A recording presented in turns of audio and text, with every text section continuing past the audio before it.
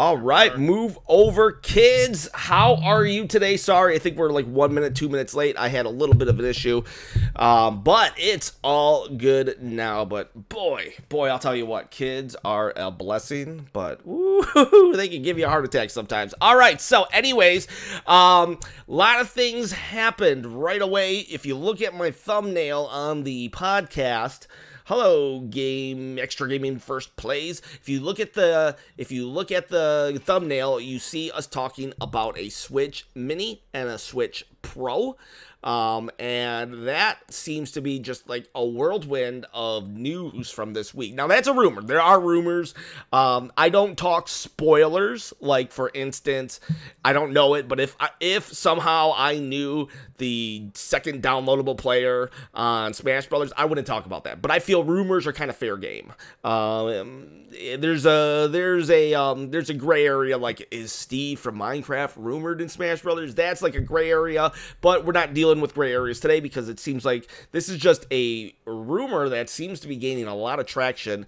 And I would love to, first off, how are you guys today? William is our correspondent on the field at PAX East today.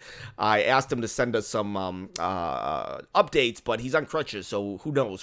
Hopefully I also sent him on a mission to get me a Smash Brothers pouch. They have these little pouches. I don't know what they're for, probably change or something, but whatever. Devin, how are you? And then we'll ask David, how are you?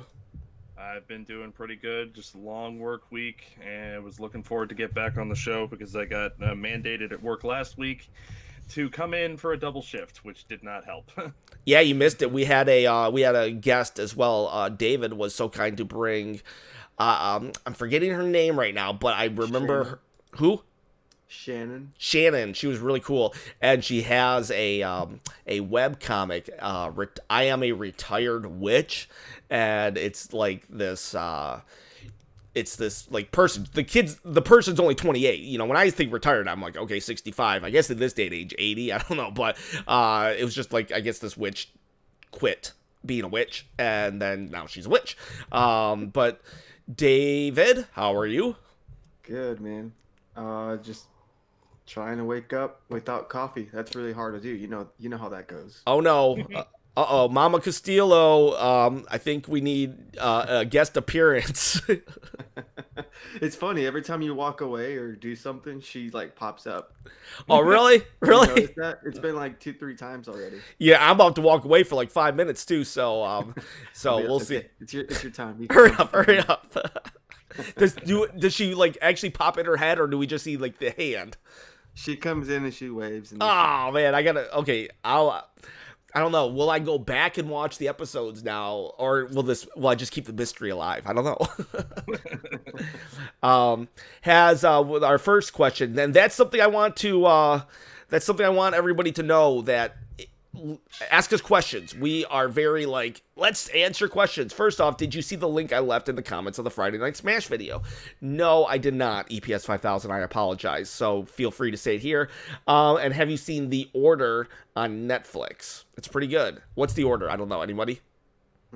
I saw the trailer for it. It's something about like a coven of witches, if I'm not mistaken, but it looks pretty neat, actually. Probably, I haven't watched it yet. Probably triggered the memory since I was talking about retired witches a second ago from Shannon's webcomic.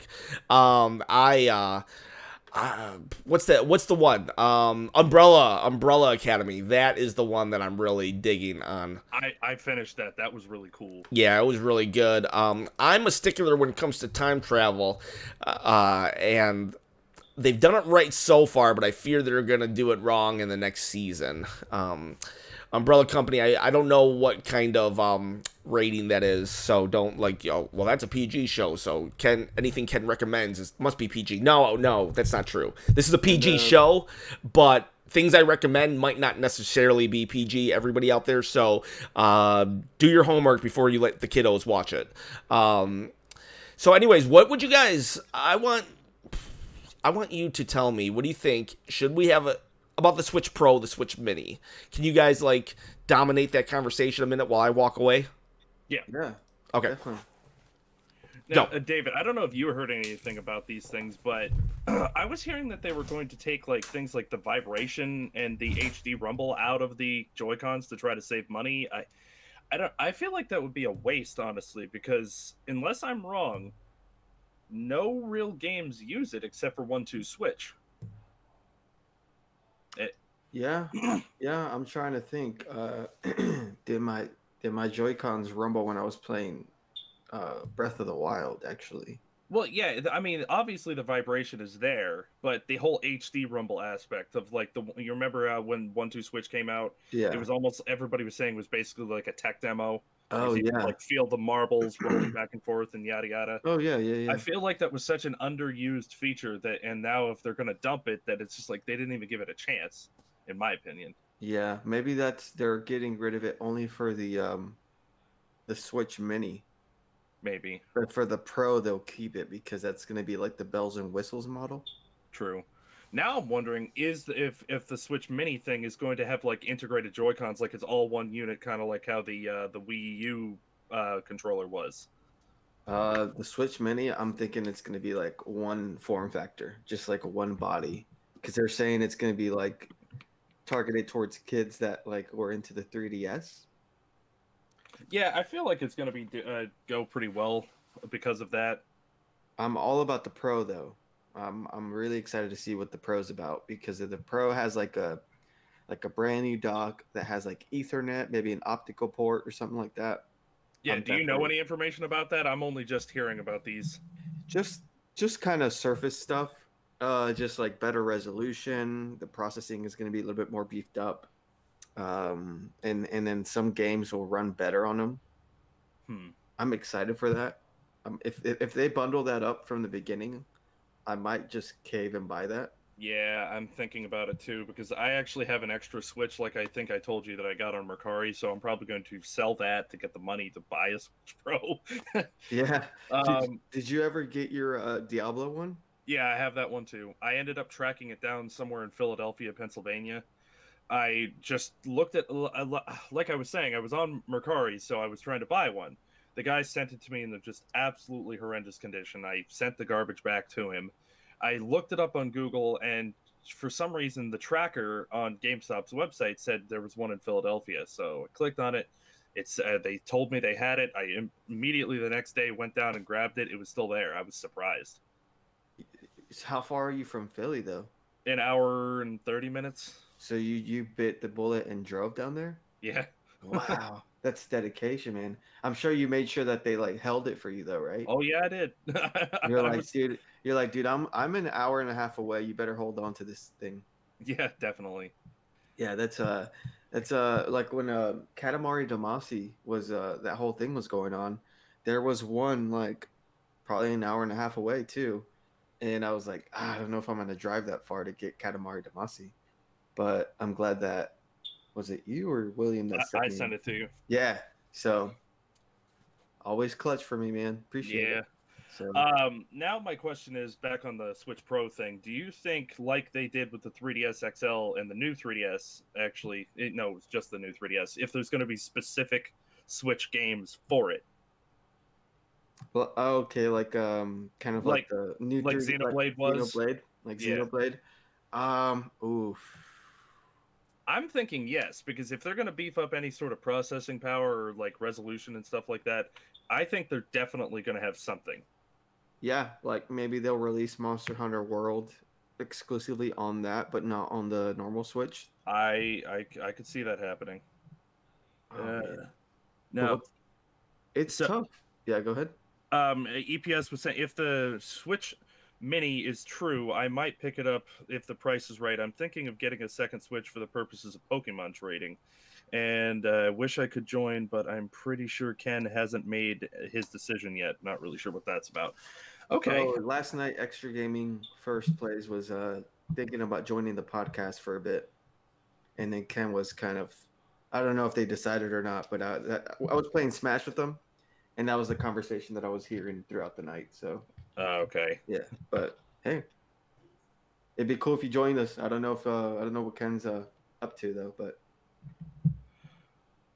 but Now go back to what you were saying about the Switch Pros and all that. sorry, drinking my water, man.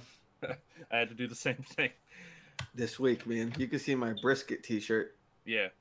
down in Texas, we like brisket, and we were cooking out this weekend. Nice. We had I don't know how big you. So let's see. You're New Jersey, so are you like a Mets fan or? I'm not really into sports all that much. A If lot of people in Jersey are like Mets fans, and mostly Yankees because of New York being so close. yeah, well, we went to a Rangers opening game. Um, so I don't know if you know how big the opening games are, but you know, a lot of tailgating, a lot of cooking out, drinking, all that good stuff. Yeah, So I wore my brisket T-shirt. awesome. But yeah, so yeah, I whenever you say if there's gonna be games specifically made for the Pro, yes, but it worries me because what's gonna happen to the install base of so many million units that are not gonna be able to play that game? Are you gonna have frustration from the community? Are you gonna maybe have like a light version of the game that can be played on it? It's kind of tough because you know you don't want Nintendo to alienate their fan base already. So Yeah, but I don't know. I just like, yeah, I agree with what you're saying there. There's so many units already out there at the moment, but I don't know. They did it on the 3DS, and I don't think I heard much of a complaint. Maybe it was only because it was like Hyrule Warriors and Xenoblade. yeah, And maybe a couple other games sprinkled in there. I can't really remember, but I have a feeling hardcore Nintendo fanboys are gonna do it regardless. Like we just said we were going to. yeah. I I mean, mean, yeah, you're right. I'm sitting on 3 Switches right now, and I'm probably gonna buy that. doesn't your fiance have one too? Yeah, Wow, we have technically 4 Switches in the house. wow. Hey, man, this is what this you know. It's necessary for us fanboys to keep on eating up what Nintendo gives us, man. I'm all about it. So Yeah, I've never complained. So like if we go back to like the Wii. Actually, let's go back to DS. I got my DS in 2005, and then the next year they released the DS Lite, if you remember. yeah. Are you talking about the original DS, the gray one with the like the curved top? Yeah, they had the gray one, and they had I think a black one. I got the electric blue one. I've always been an electric blue kind of guy. Yeah, Um, I dig that. I miss my gray DS actually. I love yeah. that one. Well, they released the DS Lite, I think, the following year, and I was like, "Oh man, is this much? Is this so different to where, you know, I need to get this guy?" And I just kind of held on to my DS for a long time, but when the DSi came out, that was a different story. Mm. The DSi was like had a little camera in it, and I think it had a little bit. It was beefed up on the inside, and it was I played. Let's see. Yeah, I did play a lot of my DSi, but my original DS was like I was on that hardcore, man. I was playing Mario Kart. I played a lot of Mario Kart. I played Sonic Rush. I played this Bleach fighting game that I imported from Japan that I was really into. So yeah, but my point here is every time that Nintendo does like an upgrade, like the Wii Mini, or the 3DS and the 3DS XL, I always bite the bullet anyway, man. I mean, Yeah. I don't really hesitate. The only times I hesitate, it's like, oh, okay, I gotta wait a couple paychecks for this, but I'm all about it, man. Yeah. It's different though if it was like Xbox and Xbox One X, the S and the X and the original Xbox. Those are really expensive, man. So I think Yeah. what it all comes down to is just price. I agree. I'm wondering, what do you think a price point on a Switch Pro would end up being? So where are we at right now with a standard I think Switch? it's 300 retail. I So think 299 retail. The for mini like would the probably normal be. models, and the like the special editions are like 350. I think. I can see. Okay, so I can see maybe a price drop. Maybe we can see 150 Switch Mini, 250 original Switch, and maybe 350 Switch Pro. I could see that actually. So 150, 250, 350. Yeah, I'm thinking that too. I'm still like, I'm wondering if maybe PAX East is going to be like something that's going to release the more rumors about this or what. Yeah, I don't know, man. What's at PAX East this year? To be honest, I didn't really pay attention to it until I saw a video for Dead by Daylight yesterday that I was going to talk about. Yeah, man, I got to go to one of those. Yeah, I'm actually jealous of William right now. I've wanted to go to something like that or to E3, but I've never had the chance. EPS 5000 says if a Switch Pro is true, I foresee third-party developers only making games that work for it, the lazy ones. The good developers will continue to make their games on the OG Switch. I agree. EPS 5000. It really doesn't make sense to develop your game for the max power anyway. My favorite PS4 games have basic graphics. That's a great point. I agree on that. But I don't know. I kind of like if they start doing that, I'm wondering if maybe they'll go back to the days like we've mentioned this before, like on the GameCube and like that era of gaming. We had one version of a game on the GameCube that would be really cool, and then the other game systems had like a completely different version of the game because it was more powerful at the time.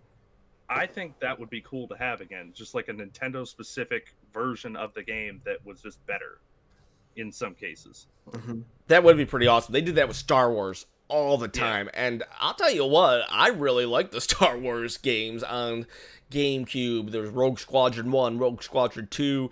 There was Shadows. So fun.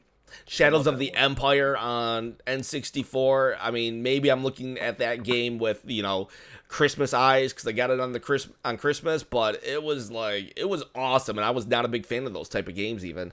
And so, what up, JR Magician? I'm just getting back to the stream. If there was a comment regarded to me, but I saw the mad face also, Dave. This is it right here. So JR Magician told me that he's getting himself a Wii U store display, kind of like how I have. Oh yeah, he is. That too. Yeah. He's getting a kiosk. I was trying to assist him on how to actually like get it into his brother's truck, so hopefully that works out. I never really noticed because he sent me a picture of it. It's different from mine. There's certain features of it that are different. Yeah, kiosks, I mean, they got like updated. Like it's weird, or maybe just the region, and there was just like certain ones here and there, but there are like a few different types of kiosks. I was telling JR, I was like, man, that's my dream. I mean, okay, so no offense, JR. Please don't take offense when I say this, 'cause I say it like with pride, but like kiosk is like next level nerd. You know, it's like next level, and.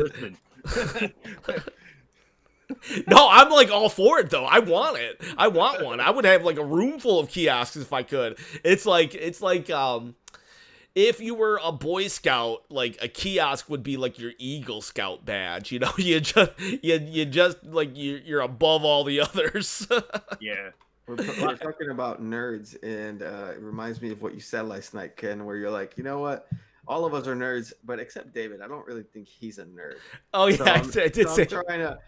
I'm trying to see what you mean by that. So the logic here, what determines the nerd thing? Okay, or you're like, see, I used to think maybe you're an ambassador. Okay, I used to like consider myself like an ambassador to either the nerds or the real people in the world, and the real people are the ones that talk about gas mileage and weather at parties and stuff. They're the ones like trying to find out what you do for a living and like how, like, you know, and they have back problems.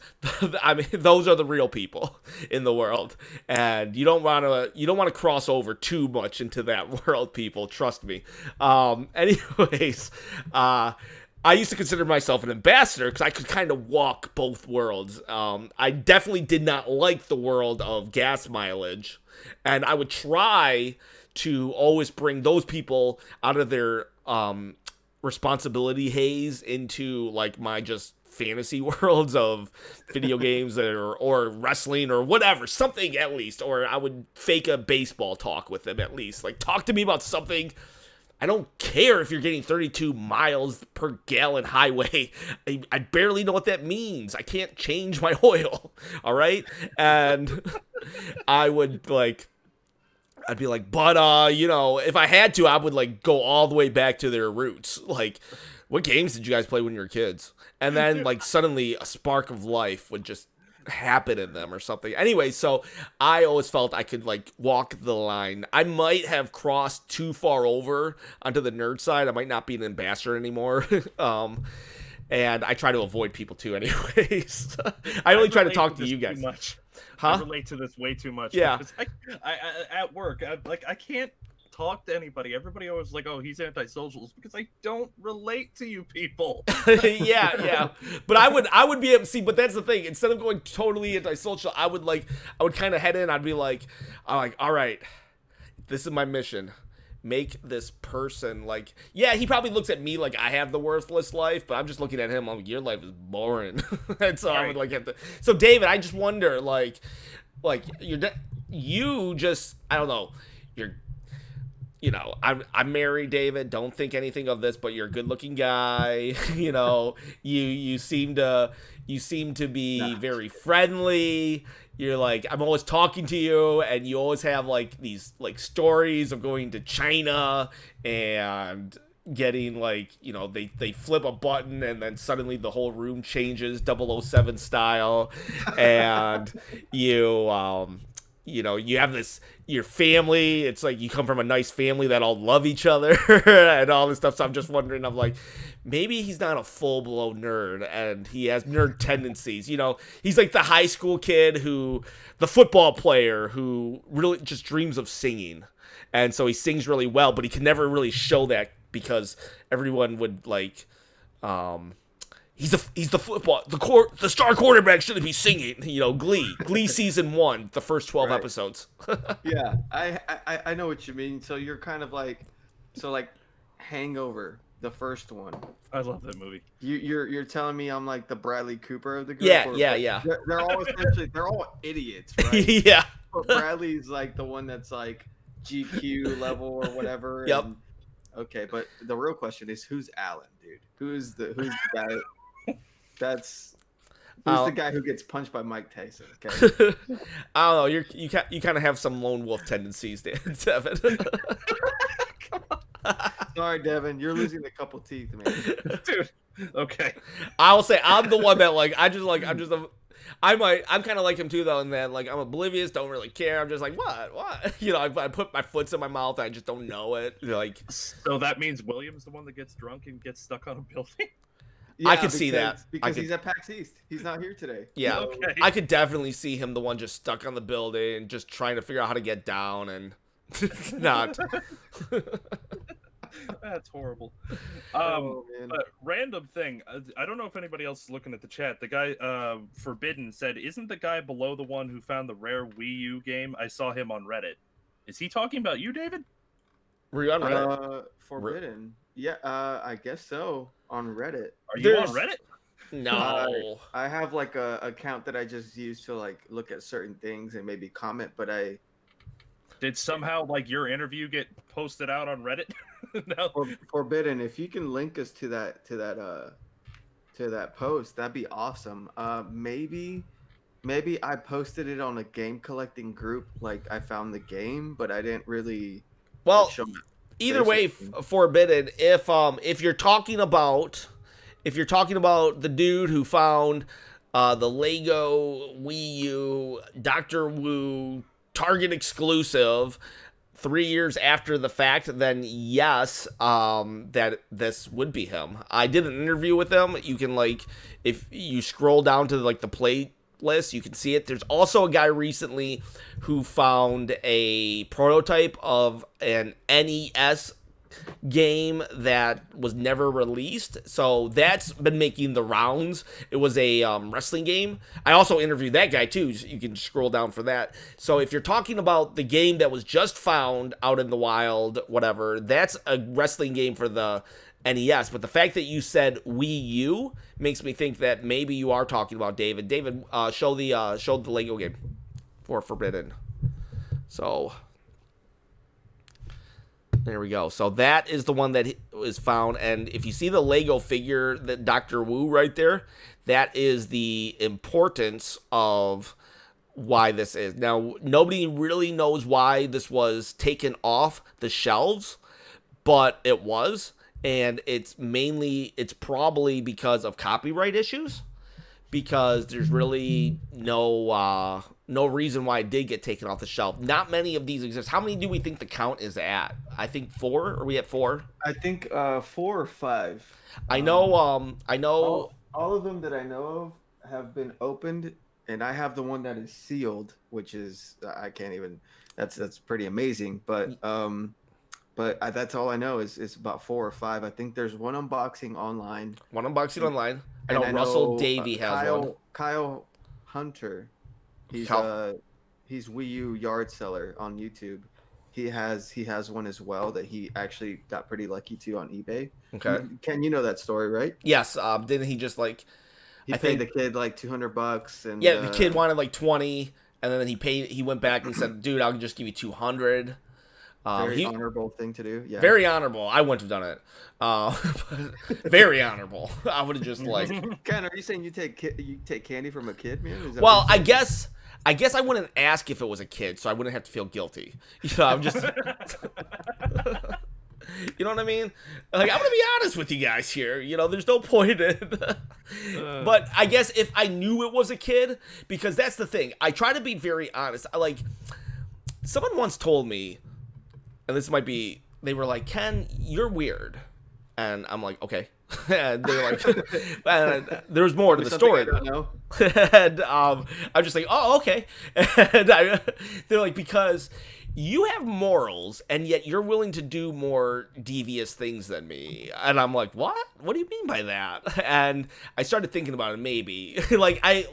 Because, I don't know, I could probably just justify it in my head. And that's how, I'm thinking in regards to what, if somebody was selling it on eBay for $20, I'd buy it in a heartbeat. But if I saw on Marketplace or something, and it was a kid selling it, I don't think then. If I saw the face, you know, it's like, I'm not going to butcher my own cow to eat the burger. You know, I'm going to, I just want someone else to do the dirty work for me. And then I'll put 5 different animals on the burger, but I don't want to see the face of my lunch. And if I saw a kid selling it, I don't think I could then. But if it's an eBay seller, I'm not going to, ask them. And it could be because, you know, on one hand, yeah, the eBay seller could just lie to me and say he is a kid. On the other hand, I don't want to know either. You know, so it's like, I'm just going to not give the guy extra money. But, in the case of you, David, when I actually saw you with the Wii U, I made you a lowball offer, yeah, but it was still, it was still in the hundreds I offered you. I knew it was a lowball when I did offer it to you, and then once you said no, I just was like, okay, here's the deal with it, blah, blah, blah, blah, blah. Yeah. So, does that make sense? Yeah, definitely. Yeah. And just at a yard sale, this is what I would do. Let's just pretend, because some dude just found a Babe Ruth. He bought it for $2, a Babe Ruth rookie card or something like that. $2. Babe Ruth is a baseball player from the early 1900s, and one of the people that people like me even know his name.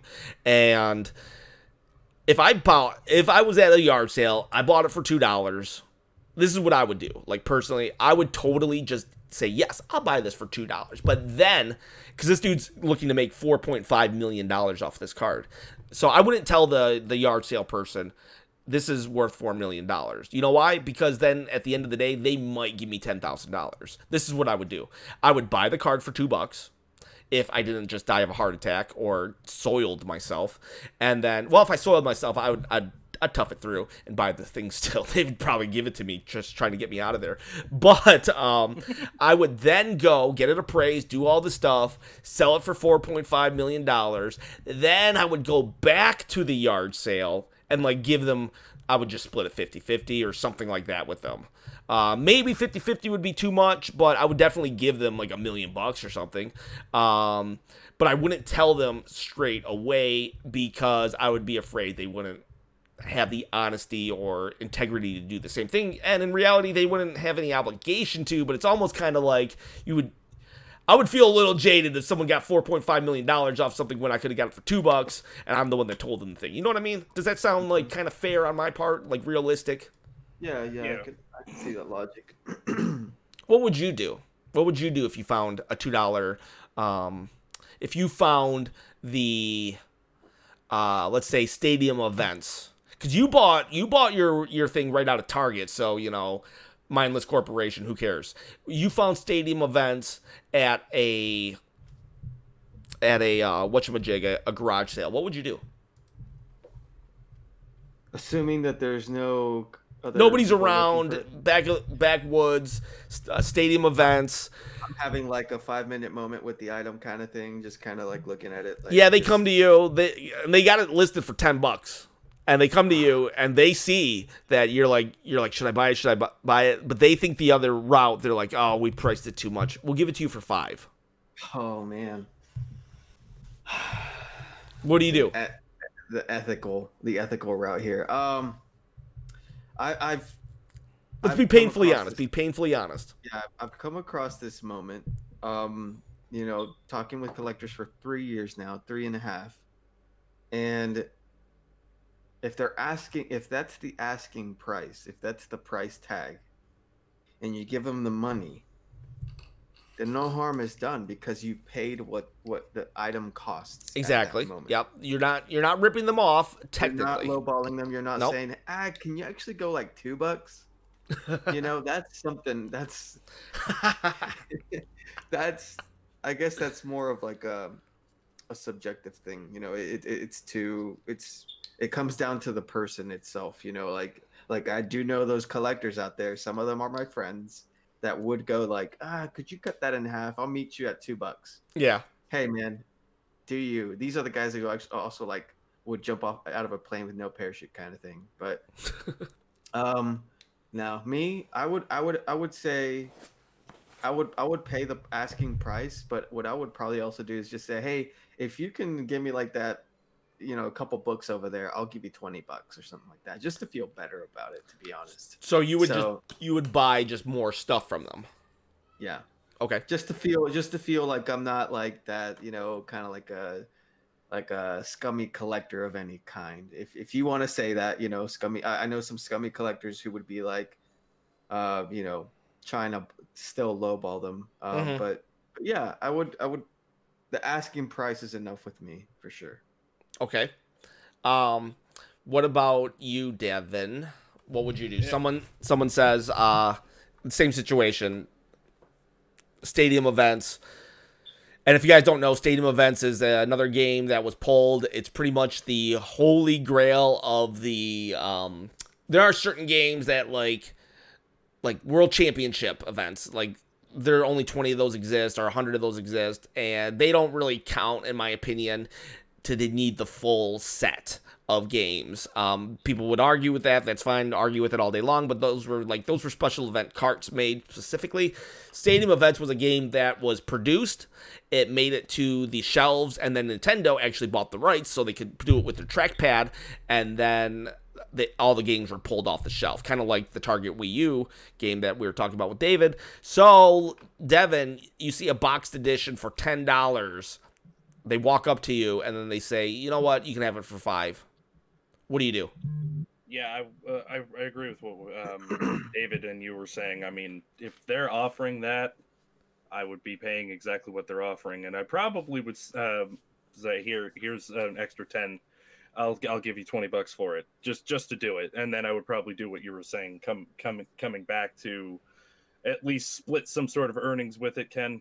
Honestly, yeah, I think Greg Dobbs actually brings up a good point too. I think it's different if you're going to resell it or if you're going to keep it in your own collection. That actually, I agree with that point actually, and it wasn't something I was thinking about. So thank you for that, Greg. Great point, because I could see if I just went on eBay and sold it. I know there's like one selling for $75,000, but it's been up there forever.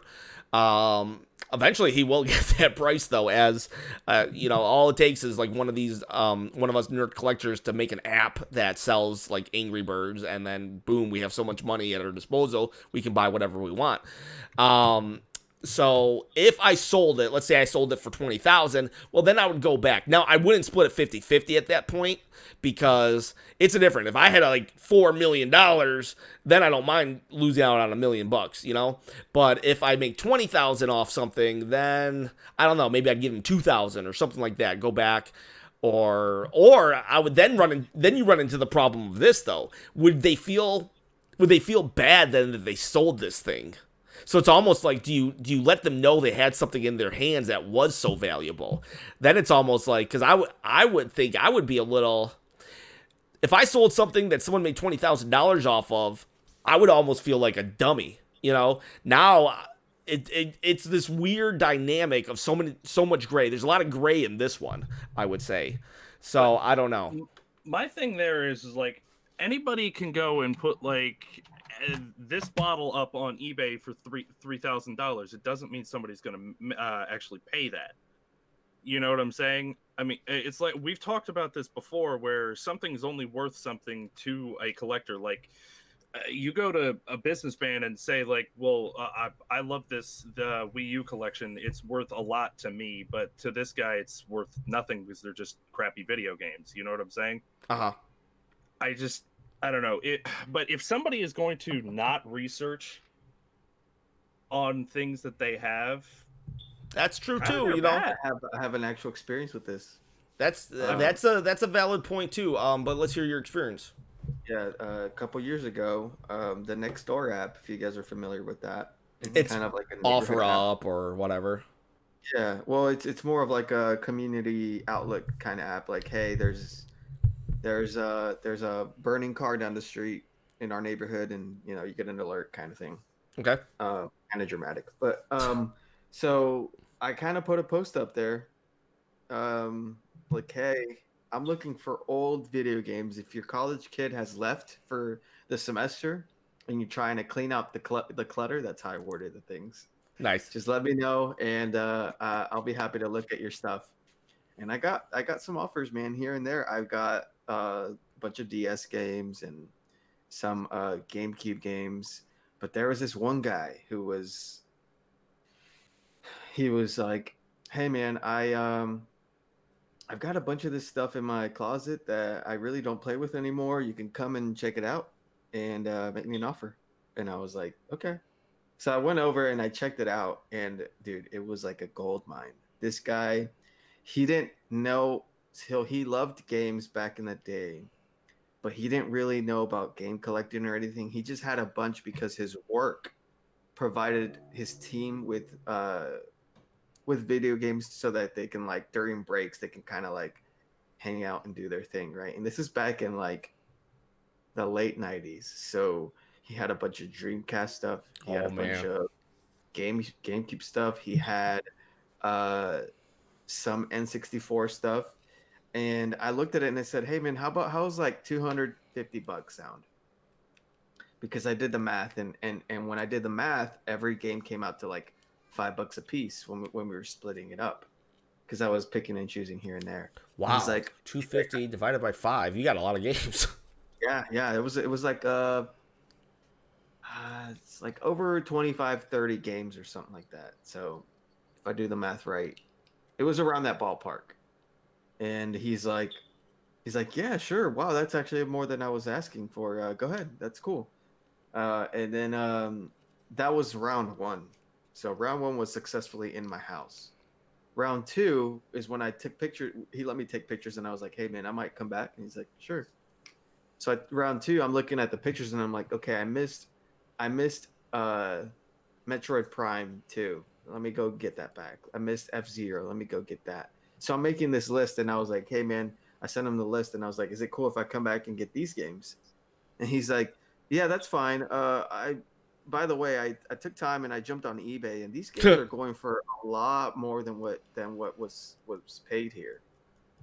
And I was like, look, that's eBay asking price. You know, those people can easily be like, the game's worth $50. So, but that doesn't necessarily mean that they're going to get that money, right? Kind of like what Devin was saying. So these casual people are seeing these prices, but they don't realize that, you know, just because that's the asking price does not mean that's what you're gonna pay I'm gonna give you something that I'm gonna pay, you know, that makes sense for me. If I was paying 30, 40 bucks per every game, I'd easily be over like $1,000. That's not gonna happen. So I said, hey, you're trying to get rid of it. I'm trying to buy it. I'm meeting you halfway. Here's 250 bucks, man. So I was like, dude, I don't resell this. He thought I was gonna resell everything, and I was like, look, I took a picture of my collection. I was like, look, I'm a collector. I'm just a college kid. I just play this for fun, man. You know, and I was really trying to bring some logic to him, and it took him like a week to respond, dude. I was like, I lost this guy, whatever. You know? And then he replied, he's like, okay, that's cool, but let's beef up the price. Let's do $850 for every game or something like that. And that kind of bumped up the. I did another $250 essentially, but yeah, but in that situation, you like it doesn't. That was just wheeling dealing. You know, it's one thing when two people come to the table, especially even the second time round. But you're right, yeah, and I think Greg Dobbs hit it. It depends on if you're going to keep it in your collection or not. That I think that matters, and I think everything's case by case. Everything's case by case. There's some people they'll just be like I've told people like, wow, that's worth like way more than your. Like, I would be like, I would say something like, you know, that's worth a lot of money. They're like, I don't care. I just want it gone. You know, so everything is case by case. But if I found a $2, $4 million card, yeah, I would go back and give them some cash on that. Facebook Marketplace had something similar to this for me. I don't know if I explained this, but somebody posted up, you remember when the PS1 came out with that little tiny version? PS1. Yes. Okay. Yeah. Somebody posted up a PS1, games, hookups, all that. Xbox, the original big boy, games, hookups, all that. Super Nintendo, games, and like a controller. All for $70. I was looking at them like, okay, this is a good deal. But I've never had a PS1 like that, so I was looking at. I couldn't see the Super Nintendo games, but I figured for $70, all of that working was already worth it. I go to meet this person. They give me the box, and I didn't even think about it. I see Kirby Dream Land 3 in the box. Mm-hmm. Didn't know it at the time. That game alone was worth like $80 at that time. Yeah, that's a. I don't know if it's like a grand slam, but it's a home run for sure. Yeah, I was like, damn, okay, like that whole purchase got worth it just because of this. But it's just harkening back to what I was saying. If that person isn't going to look it up and figure out realistically what those prices would be, it's their bad. Yeah, it's almost like I said, if it's a kid, I gotta look at the kid in the face. I'm like, I don't think I'm gonna rip this kid off. And if it's an old lady, I don't know if I can rip off an old lady. But if it's some like 40-year-old dude who doesn't play with his video games anymore, that's a good deal. I'm gonna take it. Okay, let's say then somebody you find somebody that has one of the Wind Waker scrolls. $30. What do you do? Can I get it for 15? Dude, I don't care. Like, I'm not joking. I'm not gonna be like, I would buy it. I'd buy it in a heartbeat. I'd take it from him. And again, I might then, after it's in my possession, after it's at my house, I might call them up and I might give them like another $100 or $2, but even then, it would be a great steal on my part, yeah. And then I'm like wondering. That's when I wonder, should I give them extra $200? Because on one hand, it's like, oh, cool, $200 more, but then on the other hand, it's like they then realize what they had and they could have got $2,000 for it. So now they feel bad for the rest of their life. You know what I'm saying? So it's like, is that $200 worth it then? Because for me, I would have to do, what would I do? And it might be, oh yeah, convenient, Ken. But I would almost not want someone to let me know that I had something that rare, you know, because it's like, because then I would be really, if at one point in my life I ever sold World Stadium events or something like that, I would, and then I realized it, the rest of my life, it would haunt me. You know what I mean? Yeah. So, unless you're going to give me fair market value for it, I don't think I'd want just an extra $100, and $100 is a lot of money. I would like that is a lot of money, but just knowing that I had something worth $3,000. So that's where it is. But I am not going to pass up the Wind Waker scroll for $30. I'm just not going to do it. You know, I'm not Gandhi, people. I'm just a guy with a YouTube channel and an addiction habit. All right? One more thing that I wanted to bring up, kind of like what you were just saying. Like, I bought a Funko Pop figure of the Mars Attacks alien. It was a San Diego Comic-Con exclusive on Amazon a while ago for $10 as a mere joke, because my fiance's brother, she told me that he used to be scared of those aliens, so I was going to plant it in his room, just play a joke, yada, whatever. I sold that for $150 because it just randomly, I didn't even realize it was going to go up to that point. Now that pop figure's worth $800. Oh, so how do you feel? Like, how does that make you feel? Because that's what I'm talking about. That's Very exactly what I'm talking about. Because wood, $800, you sold it for $150. And yeah, because when I bought it off of Amazon for $10. I was like, whatever. A few months go by, and the hype went up for it because it was one of 480 pieces. I sold it. I was like, cool. I never thought I would ever get that. Mm-hmm. Now, a couple years later, I'm looking at the pop price guide, $800. So let me ask you this then, because that's the exact situation I was kind of talking about. Would you have rather not ever had it in your possession, or would you rather have the $150 in your bank account? Because you know now that it went for $800, and if it's going for $800, you could probably get $1,000 for it. Yeah. My thing is like, because of why I sold it to fund a trip so I could see my dad before he passed away. That made it worth it to me. Can you not bring in feelings like this into this? I'm sorry, but that made it worth it to me. But if barring that I was just like, oh, cool, $150 just to go buy a couple Switch games, then yeah, that would have sucked. I would have much rather had the $800. Right, but okay, so I don't know if you can, but let's take away the reasoning behind selling it to get the funding.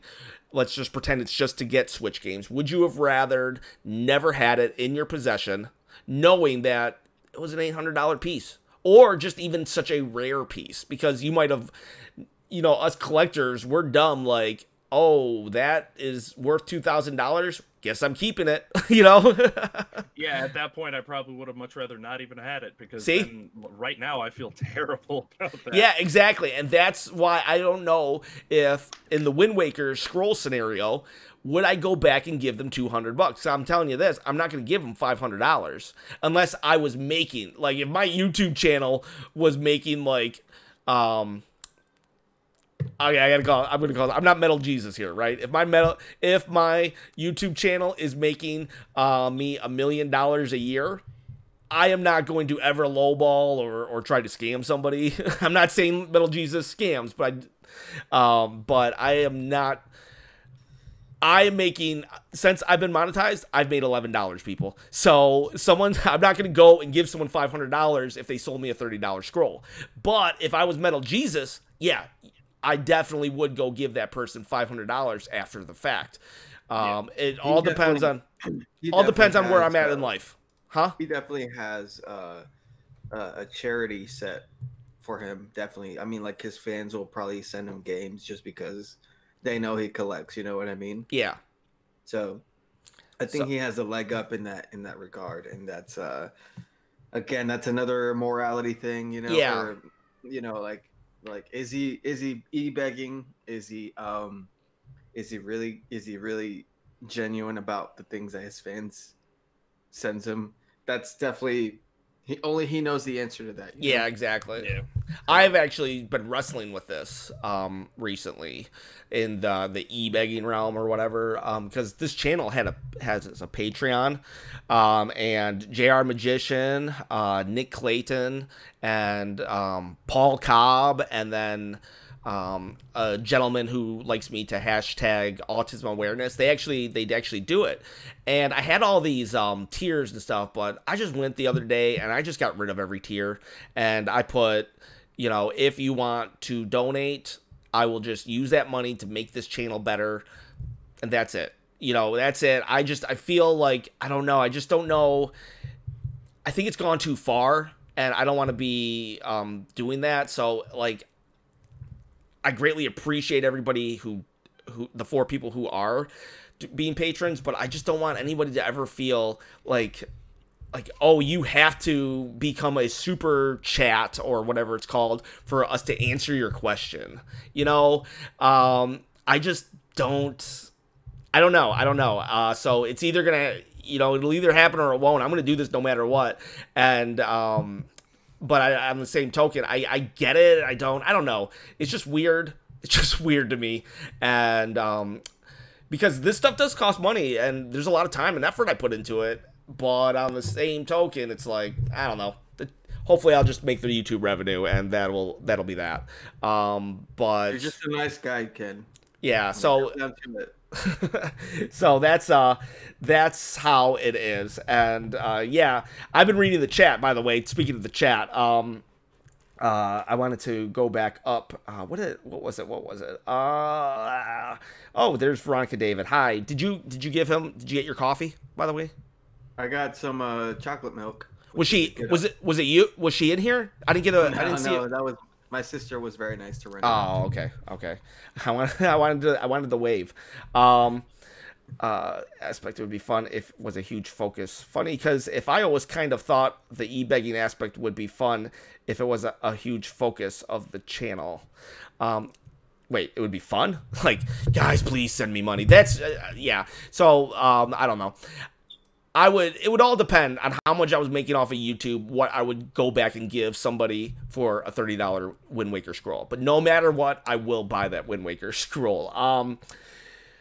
Now, also, this is what I want to say. I did not know, guys, that the Smash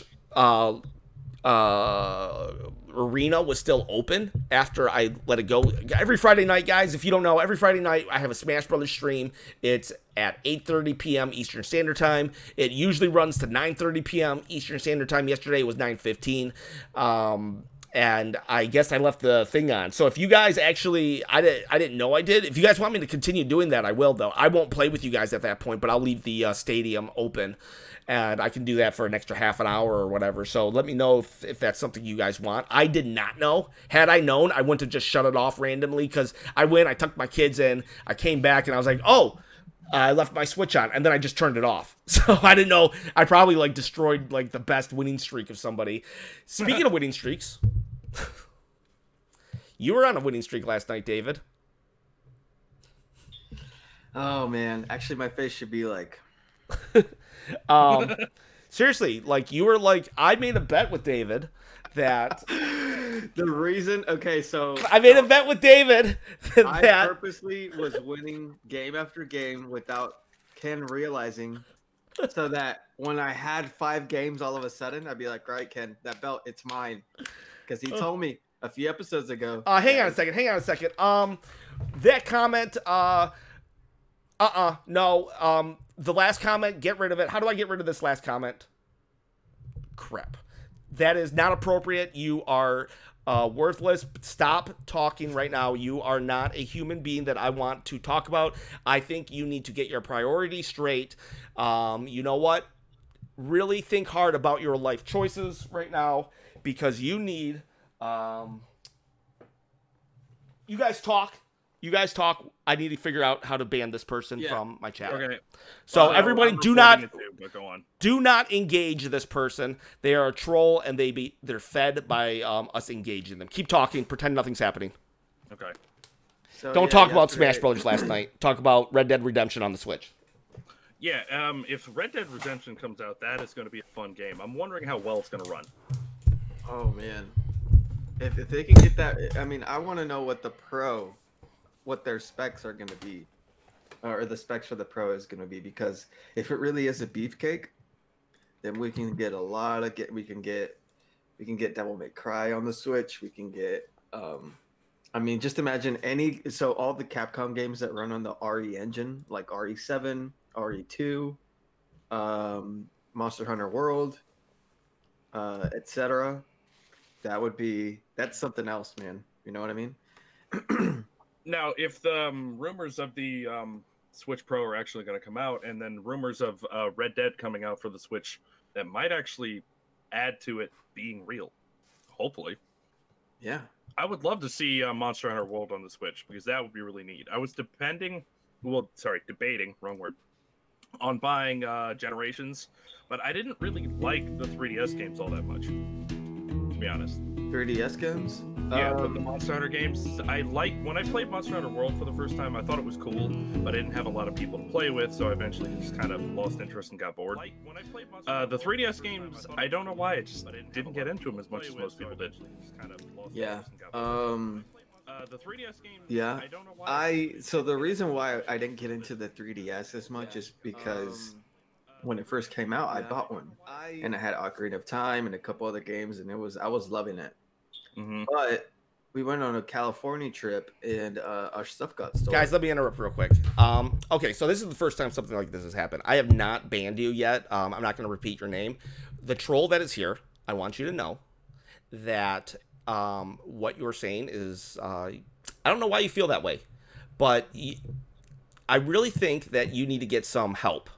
And I don't know if you're just an 8-year-old kid who is just, this is funny to you or whatnot.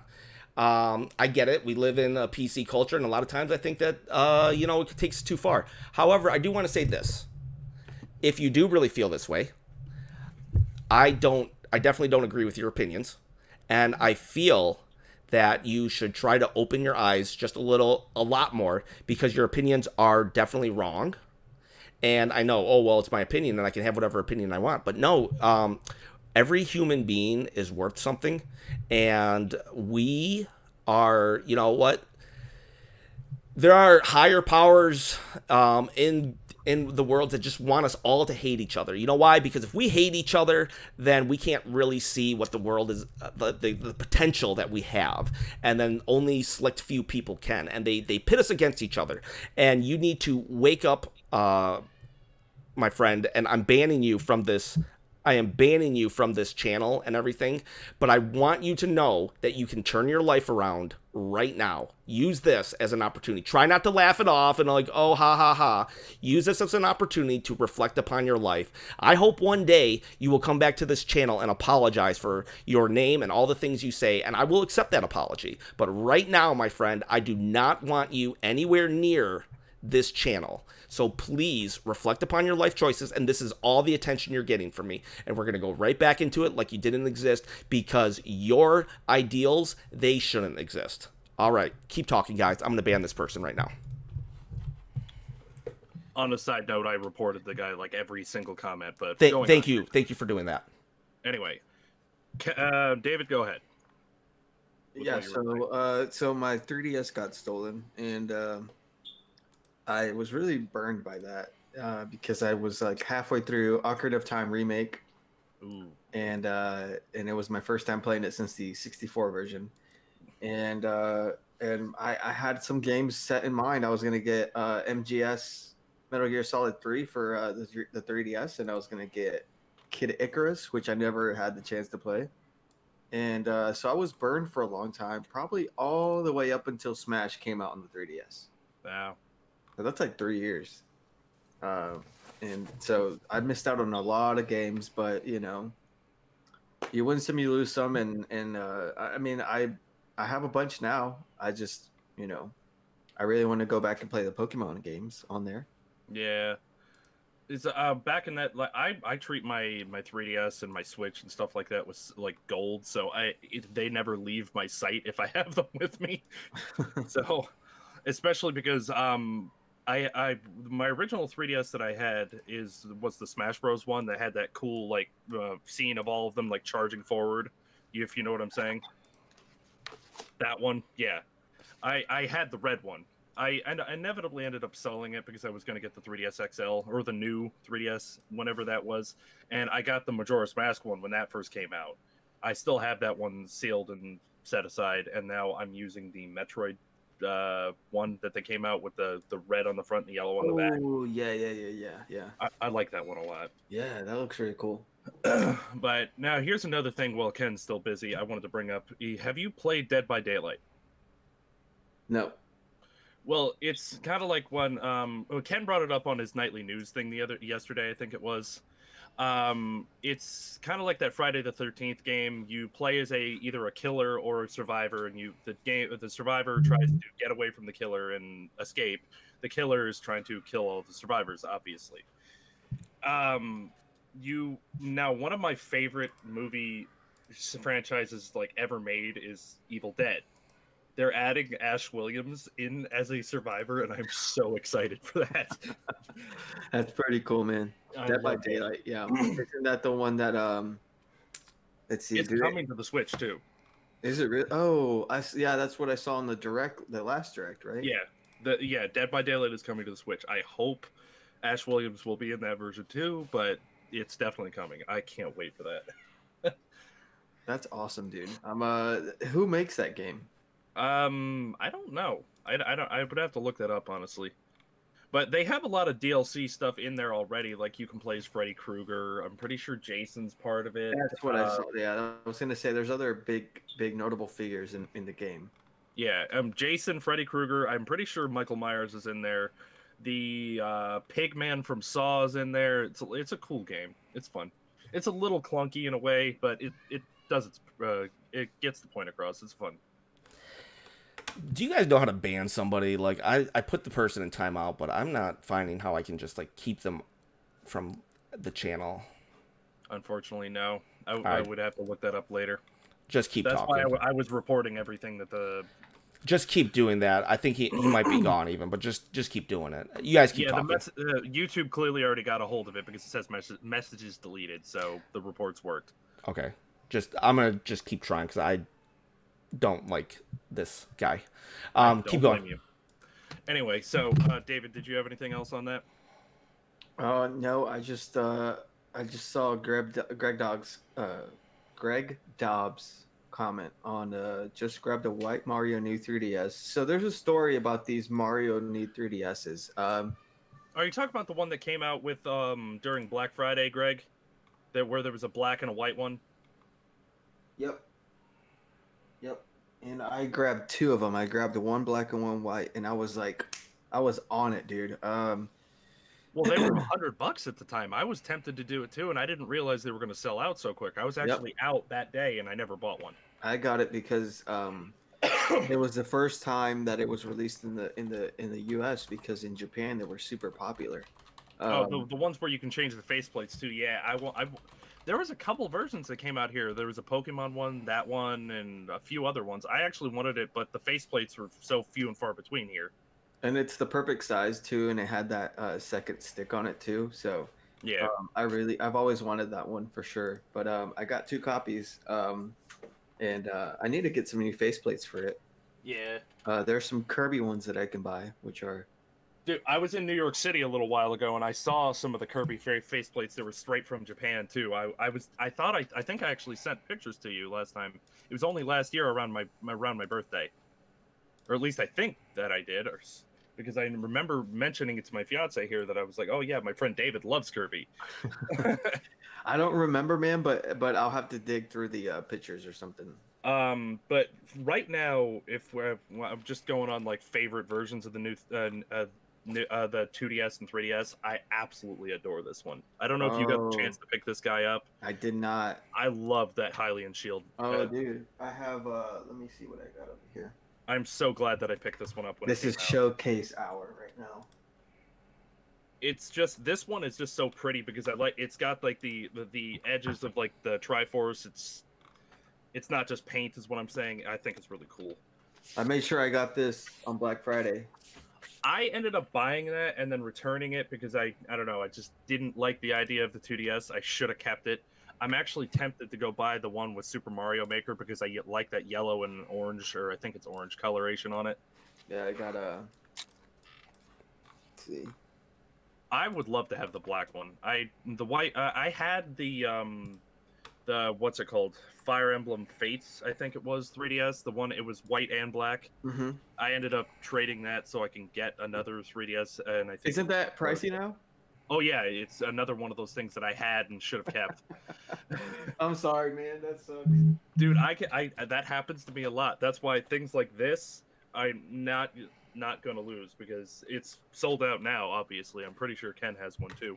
And my best friend from childhood, he gave me these little guys a I long time love ago. that. When I was, this is Beast Kirby, and this is Mike Kirby. I love Mike Kirby. That's cool. Yeah, the Are they Beast just Kirby, little- the Beast Kirby looks like Sabretooth from X-Men because he's got this white fur. Dude, yeah. Are they just little plastic figures? That's all. Yeah, you can kind of like put them like on a pencil, like Oh, the okay. eraser, That's and just neat. kind of. But they're not erasers, so. I get you. Just little decorations. Yeah, yeah. Yeah, that's cool. When I was in New York City last, I want to go again this summer. I saw a lot of interesting Kirby things that I really wish I picked up. Like the faceplates for the new 3DS, or whatever that is, the one that takes those faceplates. And there was one shop, I don't know where it was, because I can't really think of it. I know it's a fairly famous shop because I've seen it on TV shows and things, that has Japanese amiibos in there. But they were selling like standard amiibos that were still in stores for astronomical prices. That's why I was just getting annoyed. Oh. And that I was still Ken's gonna send me that Mario Party Yoshi, so I'm good on that finally. But I'm still looking for like the orange squid, and I would like to try to track down other things like Box Boy, but probably not gonna happen. So hold on, Paradox is saying, can you get the Hyrule Shield one anywhere now? Starting to have an interest in Zelda after falling in love with Breath of the Wild, and that variation looks amazing. Paradox, it was a GameStop exclusive, as far as I know, and I'm pretty sure it's sold out and has been gone now, as far as I understand. What do you think, David? Let's see. Let me read that. He's talking the Hylian Shield one that I just picked up. Picked up off of my shelf, I should say. Oh, I haven't seen it anywhere, to be honest. Yeah, most of them that I saw, they got snapped up by Zelda collectors, and they've been gone. Mm-hmm. And they're holding steady. If like last time I checked, eBay selling prices were okay. Retail, if not more already, because I'm pretty sure that one retailed for 150, and now it's probably going 200, 250 easy. Mm-hmm. Yeah, I'm not sure. Let me do a quick eBay search here. That's what I'm trying to do too. Yeah. So if you would find one at a store, you'd probably be highly lucky right now. So yeah. Selling price $249, open one for $150, open one for $220. The box from the one in Japan looks way cooler. Ooh. Sorry, I don't know if you guys will be able to see this, but it's got like the Hylian shield on the front. I like that. The boxes for the ones in Japan always seem to look way nicer. I don't know if you've ever noticed that. What is it? Is it a 3DS what? It's a new 2DS XL. Is that? Oh, yeah, it's called new 2DS XL. It's when they made the 2DS into the foldable again. It's just the 3DS without the 3D in it. Brand new, $375. Yeah, it's a pricey piece now. And I remember seeing the ad for it, and I'm like, I want that so bad. Yeah, I know Ken ended up picking it up. I pre-ordered it the moment I saw it because I knew it was going to sell out. Oh yeah. I actually thought that the 2DS that you picked up, the Zelda one, I thought that was going to get a hot ticket, but it wasn't. Mm-mm. Yeah. I mean, I think I still saw a couple of those chilling in Walmarts near me a few months ago. Oh yeah. So the 2DS. Let's see. But I definitely think I want to pick up the Mario one before that just disappears, because I like the coloration of it, even though I don't really like the 2DS in general, because I don't like that weird cake shape thingy. I think it's odd, but whatever. Wow, that Mario 3DS, it's like $225, $250. Which one? The white one you have? The white one's like $300. Oh yeah, it's because I don't know why. It's not even really, in my opinion, that cool of a version. Yeah, it just sold out so quick. I remember like a mad dash. We went on to nowinstock.com. Yeah. And my buddy and I, we were like messaging each other, and I was on the road, and he's like, he called me. He's like, dude, buy it right now. And I pulled into this gas station, and I was at this random podunk gas station just buying 3DSs online, and I was like, all right, here we go. Amazon. I can't. Back when the amiibos were still hitting hard, and you had to like be right there, or else you were gonna miss it. I can't tell you. I'd be hanging out with my friends, and they'd be like, "Oh crap, it's gonna release!" I had to pull over on the side of the road and wait for it. I can't tell you how many times I had to do that. My friend started saying that I had Amiibola as like a disease or something like that because how many times I would do it. He made fun of me so much. Yeah, and then what I did is I actually started calling like Walmarts in the middle of nowhere. Yeah, dude, in Walmarts in little podunk cities, you can find some weird stuff. Oh like, yeah. For next to nothing too. Like I've found, for instance, this speaker is like $130-$40 speaker or something like that. Got it from Walmart for $20. It That's was cool. still completely sealed, brand new. That's very cool. Just in a clearance aisle. But then there's some clearance aisles that they'll say, "Oh, it's clearance 88 cents off." Like, I would love to know how they go about doing that. But speaking of speakers, I need to be in the market for a sound bar because mine just fried. For a TV, you mean? Mm-hmm. Yeah, I'm not sure about those things. Hey, guys. All right, I think I'm back. First off, thank you everybody for not engaging that person. Honestly, I don't know. People have wrong ideas all the time. Sometimes their ideas are just too wrong, and I just really appreciate everybody not engaging. That was the first time I've experienced something like that. Like on this channel, I've been confronted with hate like that before. I actually it was handled well. I mean, all I can say is we just need to report these people, get them out of here, and just get back to doing what we're doing. You know? Yeah, I was just like, I don't know, I was just taken aback. If I, like, what I said, did every, wait, what person would I miss? Paradox, there was just there was a troll, but I don't mind trolls, but this was a hate monger, actually, a racist person, and, I believe even the most racist person can, like, eventually can be turned around. I saw this one there was a KK rally one time, a KKK rally, and it got violent, and let me tell you something, there was one of the people that was, one of the scumbag KKK people, they were surrounded, right, and then this African-American woman, like, put herself over that KKK guy and was like, no, we're not going to harm him. We're not going to harm him. She protected him. And let me tell you something, that KKK guy and her became best friends, and he no longer, he rebuked everything he had ever thought. And there is hope for every single human being. But let me tell you something, it's not happening. It's not happening on this channel. It was just not happening. I hope that person takes this as an opportunity to reflect upon their life decisions, and it's a long road to come back from those things, and I get it. It sucks that some people are raised that way, but there comes a point in your life when you have to take responsibility for your own decisions, and you can't just blame it. You can't blame it on society. You can't blame it on your parents, and you cannot have those views. It's just not right. We're all human beings. We all bleed the same blood. We all go and watch a Marvel movie and like it. All right, we have to just say, I don't know. I just don't know. So if what I said, was there anything wrong with anything I said? Because, you know, in that moment I was just like, what do I do? What do I say?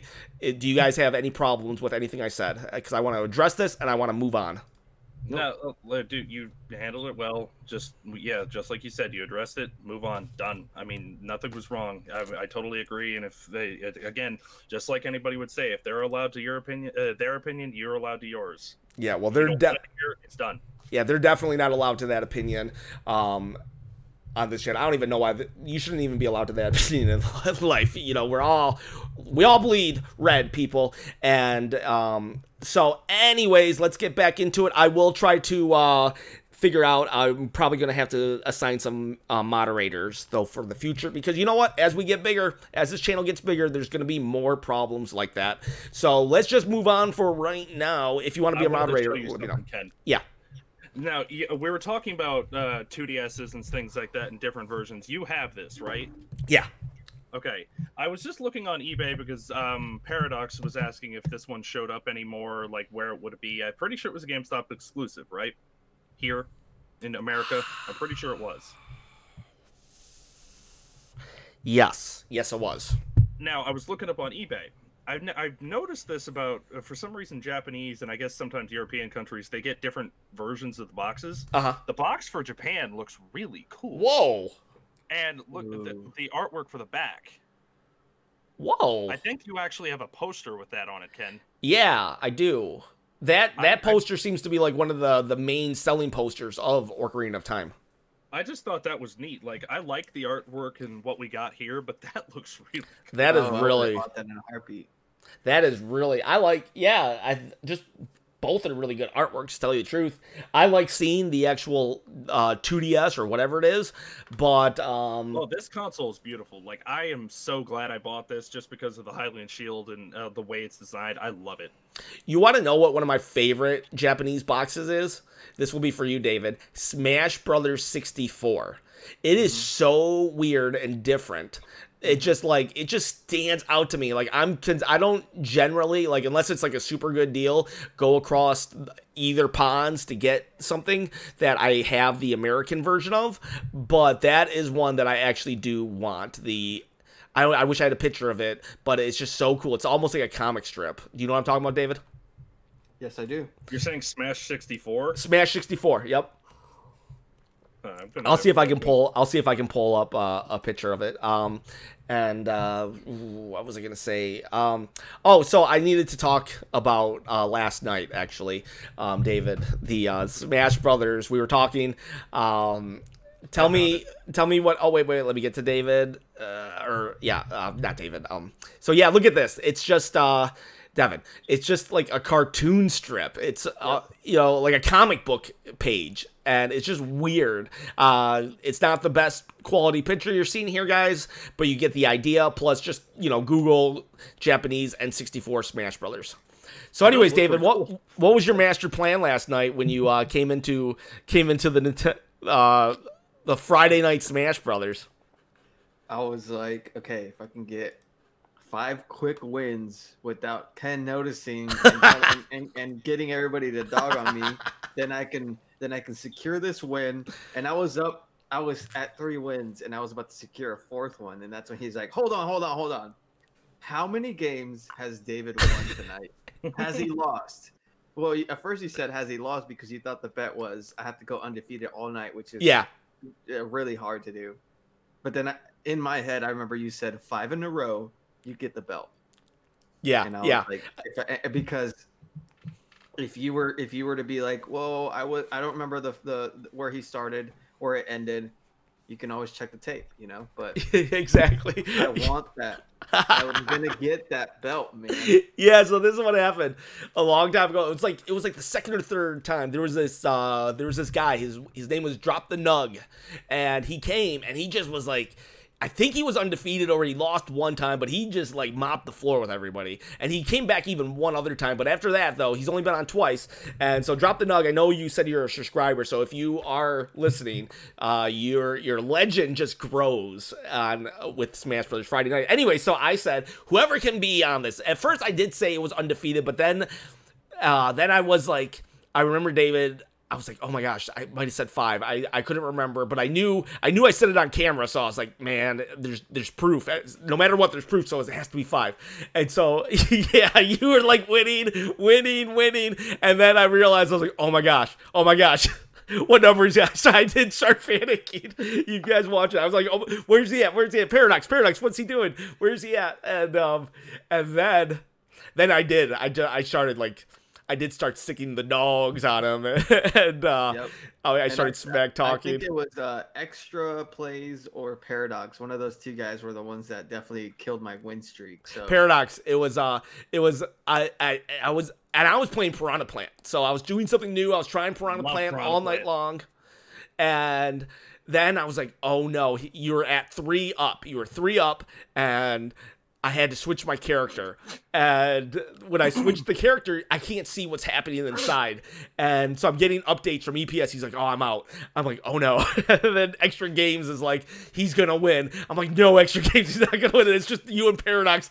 I'm just watching those stupid 4 icons going at each other, and then And then I brought in the big dogs last night. I was just like talking so much smack or trying to get you off your game. Man, you're a smack talker, dude. You are just like, and you know what? Ken, no offense, man, but my target the entire night was Paradox or Extra Gaming, man. I was like, okay, if I can get these guys out early, the rest are a piece of cake. No offense, Ken. No.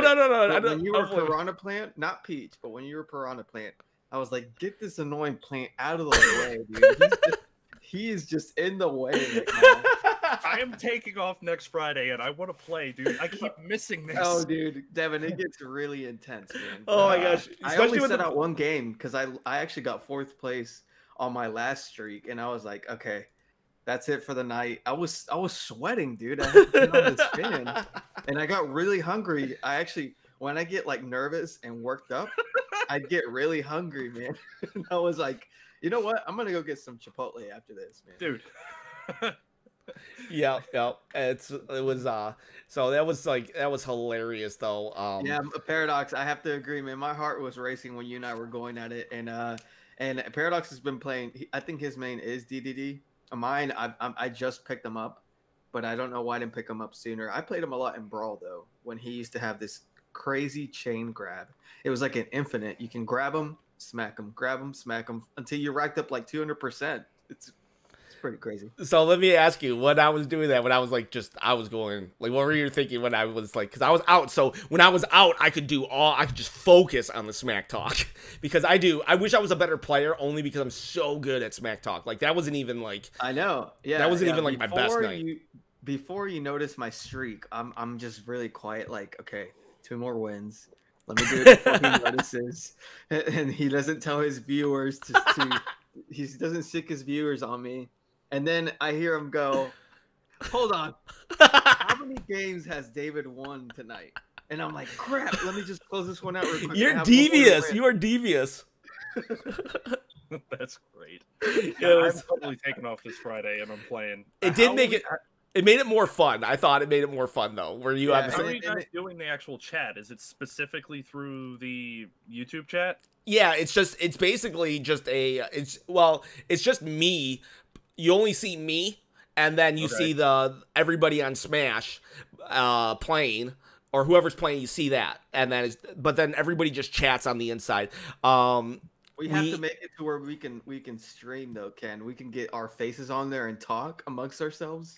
Yeah, that would be cool. I'm a little worried that because there was already even a little lag last night, and some nights it has been like downright. I'm on Ethernet, so I don't know if I'm good, but I'm on Ethernet too. But you gotta remember though, I'm because I'm streaming it, I wonder if it's because the fact that I'm streaming at the same time live onto YouTube and then also playing, if like I'm there, right? But if anybody comes in just a little below me, the fact that I'm doing 2 things and they're doing 2 things, like it's like the perfect storm of just lagging it out. But there's nothing I can do because I'm the one hosting it or whatever. We have to. It's just a bandwidth issue because if you look at Smash streamers on Twitch, I mean they get other big time Smash guys and they all join in and they're all streaming simultaneously. So that's true too. I think we can figure out the logistics of it, but yeah, that's I'm glad I wasn't on stream last night because there was some expletives that I was saying when I was losing. So I think Extra Gaming got me one time in Paradox, and I was like, blank. I'm gonna have to be. I'm gonna have to be. I'm scared. I haven't had the chance to play against you yet.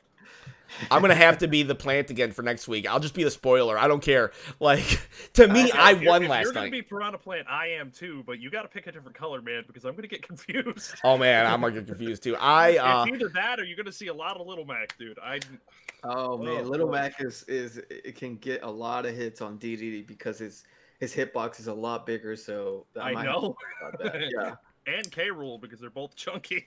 and that was my second choice. I was gonna pick King K. Rool because I think King K. Rool is like the perfect troll character. His face just looks like the type that you would hate to lose to. My cousin tells me that he's like, I hate that crocodile. And that's why when they were revealing K. Rool, that video that they released for that was the funniest thing they've done in a while. You remember that? Yep, yep, I loved that. yep. And DDD was in it. I loved it, man. It was like, The look on Donkey Kong and Diddy's face just had me rolling. and that's Sakurai's laugh too. Look at Ken, man. Ken's over here just. He's flaunting it. One day he's gonna lose it. Ken, and I would hate it when I would lose, and Ken's like, "Oh, sorry, buddy, that must have hurt." Man. And I'm over here shaking my screen like, "Oh." Oh man, Paradox, like I owe him one. I told him, I started like saying stuff like, if you guys want a video, whoever I put a bounty on David's head. It was awesome. I felt like I won. You know, Paradox. I lived through Paradox yesterday. I was holding my own though. I had people against me, and I was like, "Let me just smack this guy out. Let me smack this guy out." And I was like, "All right, it's just me and Paradox and me and Extra Gaming. Let's do this." Yeah, and, it was, and you were at 4 wins. I was scared. I got scared. It was good stuff though. It's gonna be mine though. That belt's gonna be mine. Yeah, right. Yeah, right. And the rules, so the viewers to help him knock you out. I don't do it at the first game or even the second game, but like I said this, it's kind of like I'm gonna play fair. He will get the belt if he wins, but I'm also gonna do everything in my power to make sure he does it at a certain point. poor Joe, man. I have to say poor Joe, because you could see. I don't know Joe. I don't know what kind of personality he has, but he was Kirby, right? And Kirby, I love Kirby, but I could see when the moment. So Kirby, he was just out there doing his thing, and I could see the moment when Ken said, "Joe, it's time to take David out." You could just see the gears turn in Kirby, and he was just trying to get me out the entire time, and I was like, "Oh my god, a hostile Kirby, man." Joe's a soldier, man. Joe, Extra Gaming, you're my man, dude. He's a soldier. Oh, that's Extra Gaming. Gotcha. Yeah. He's Man. a soldier. Me and him are gonna do a video soon together. I wanted to. So that was a fun night. That was my favorite Smash night. So thank you for trying to deviously sneak that title out of my hand. I'm just glad I caught it in time. To talk to the Puyo Puyo Tetris. No, I haven't found it, but to be honest, I haven't looked. I apologize. EPS 5000. Let's see. Were you supposed to do a live stream? I told him one time that I would play some Tetris with him, because I actually like Tetris 99. I cannot get first place because I'm just not able to like close the deal, and then I just get junk and dude, whatever. I get to level 30 and I get absolutely thrashed. I cannot do that. Second place is what I can, like, top 10 almost without fail. Second place all the time, never first though. I can't close the deal. And so I told EPS 5000, "Oh, we could play Tetris." Or it came up one way. I said, I wish we could do Tetris 99 in a way that it's just like, who can last the longest without sending junk to the other person. And because that's how traditionally you found out the best player in Tetris. And so I just need to, I'm not making excuses. I just got to get used to the new system. But anyways, EPS 5000 was like, "Oh, well, I got Tetris Puyo Puyo, and I think you can do that there." So I said I'd play him. Yeah, that is a good game too, though. Sans and Smash makes no sense, because if they do add an Undertale character to Smash, it'll be Frisk from Neon Silhouette. I don't know, and Pong for Smash. I'm not too familiar with Undertale yet. I haven't played it, so I can't really comment too much. Sometimes I just read the comments off to let you guys know that we do definitely watch and listen, or read, or whatever. And see you later, Nick. Did you guys have any inclination of picking up Yoshi's Crafted World? I know it just came out. I want to so bad. I'm surprised you didn't, David. I was thinking about it after work last night. I was like, do I pick this up? Do I pick it up? And I'm hearing really good things about it too. Yeah, it's getting like lots of good praise, and it might be because people, it's not a Mario game, so expectations are lowered. Even though Mario did meet up to expectations. So yeah, because my first game on the N64 when I was a kid was Yoshi's Story. I loved Yoshi's Story, dude. That game was so cool. And I think it got unfairly reviewed. Is that the one with Baby Mario? Hey, me. Nope. No. Wait, Ken, what was that? One more time? That actually awkwardly does sound like Baby Mario's cry from that game. Oh my god. Oh man, my nightmares, dude. Sometimes I wake up and my kids are in the bubble and I'm on Yoshi trying to get them. That's great. Oh It's man, an awesome game, but yeah, every time you get so much as nicked, and you're like, ah, get back here. yeah, and he's in a bubble. It's like, what the heck? What kind of place is this? What happens if you don't get him? The birds get him, right? The stork comes by and steals him back. Is Oh, it a man. good stork or a bad stork? I don't know. It's just a big bird comes and steals Baby Mario, and you're like, no. Yeah, it's like a parent's nightmare game. Like if you play that game totally different if you're a parent than when you did when you're a kid. I'm definitely wanting to get the game. I'm trying to withhold back on it because my birthday's coming up, so people always yell at me for buying stuff. So, Oh yeah, good call. When's your birthday? April 8th. April 8th. All right. Martel the Cool. I would love to see Nintendo Switch games run in 2K. Probably referring back to the thumbnail. I want to jump into that conversation a little. Actually, what are some of the highlights you guys were talking about? Like, would you buy if the Switch Mini came out and the Switch Pro came out? Now, would you jump to the Pro or even to the Mini? Now, let's pretend there's no like cool bundle, because like, honestly, if there's a Zelda Mini, a Breath of the Wild Mini come out, I'm gonna buy that just because, and then I'll leave it in a box. So let's just pretend you're getting just the gray switches. Would you get the Pro? Would you get the Mini? Would you get both? Would you sell your current one? What would you do? They come out, they drop it right after E3. What are you gonna do, David?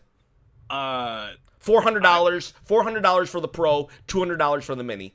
$300 for the regular version you have right now. What do you do? I'm not going to be an early adopter again because I already have a Switch. Because unless they go and say, okay, we got like, I don't even know what's like a new Zelda game or an exclusive game that I would really want, that I would want to go ahead and jump on it.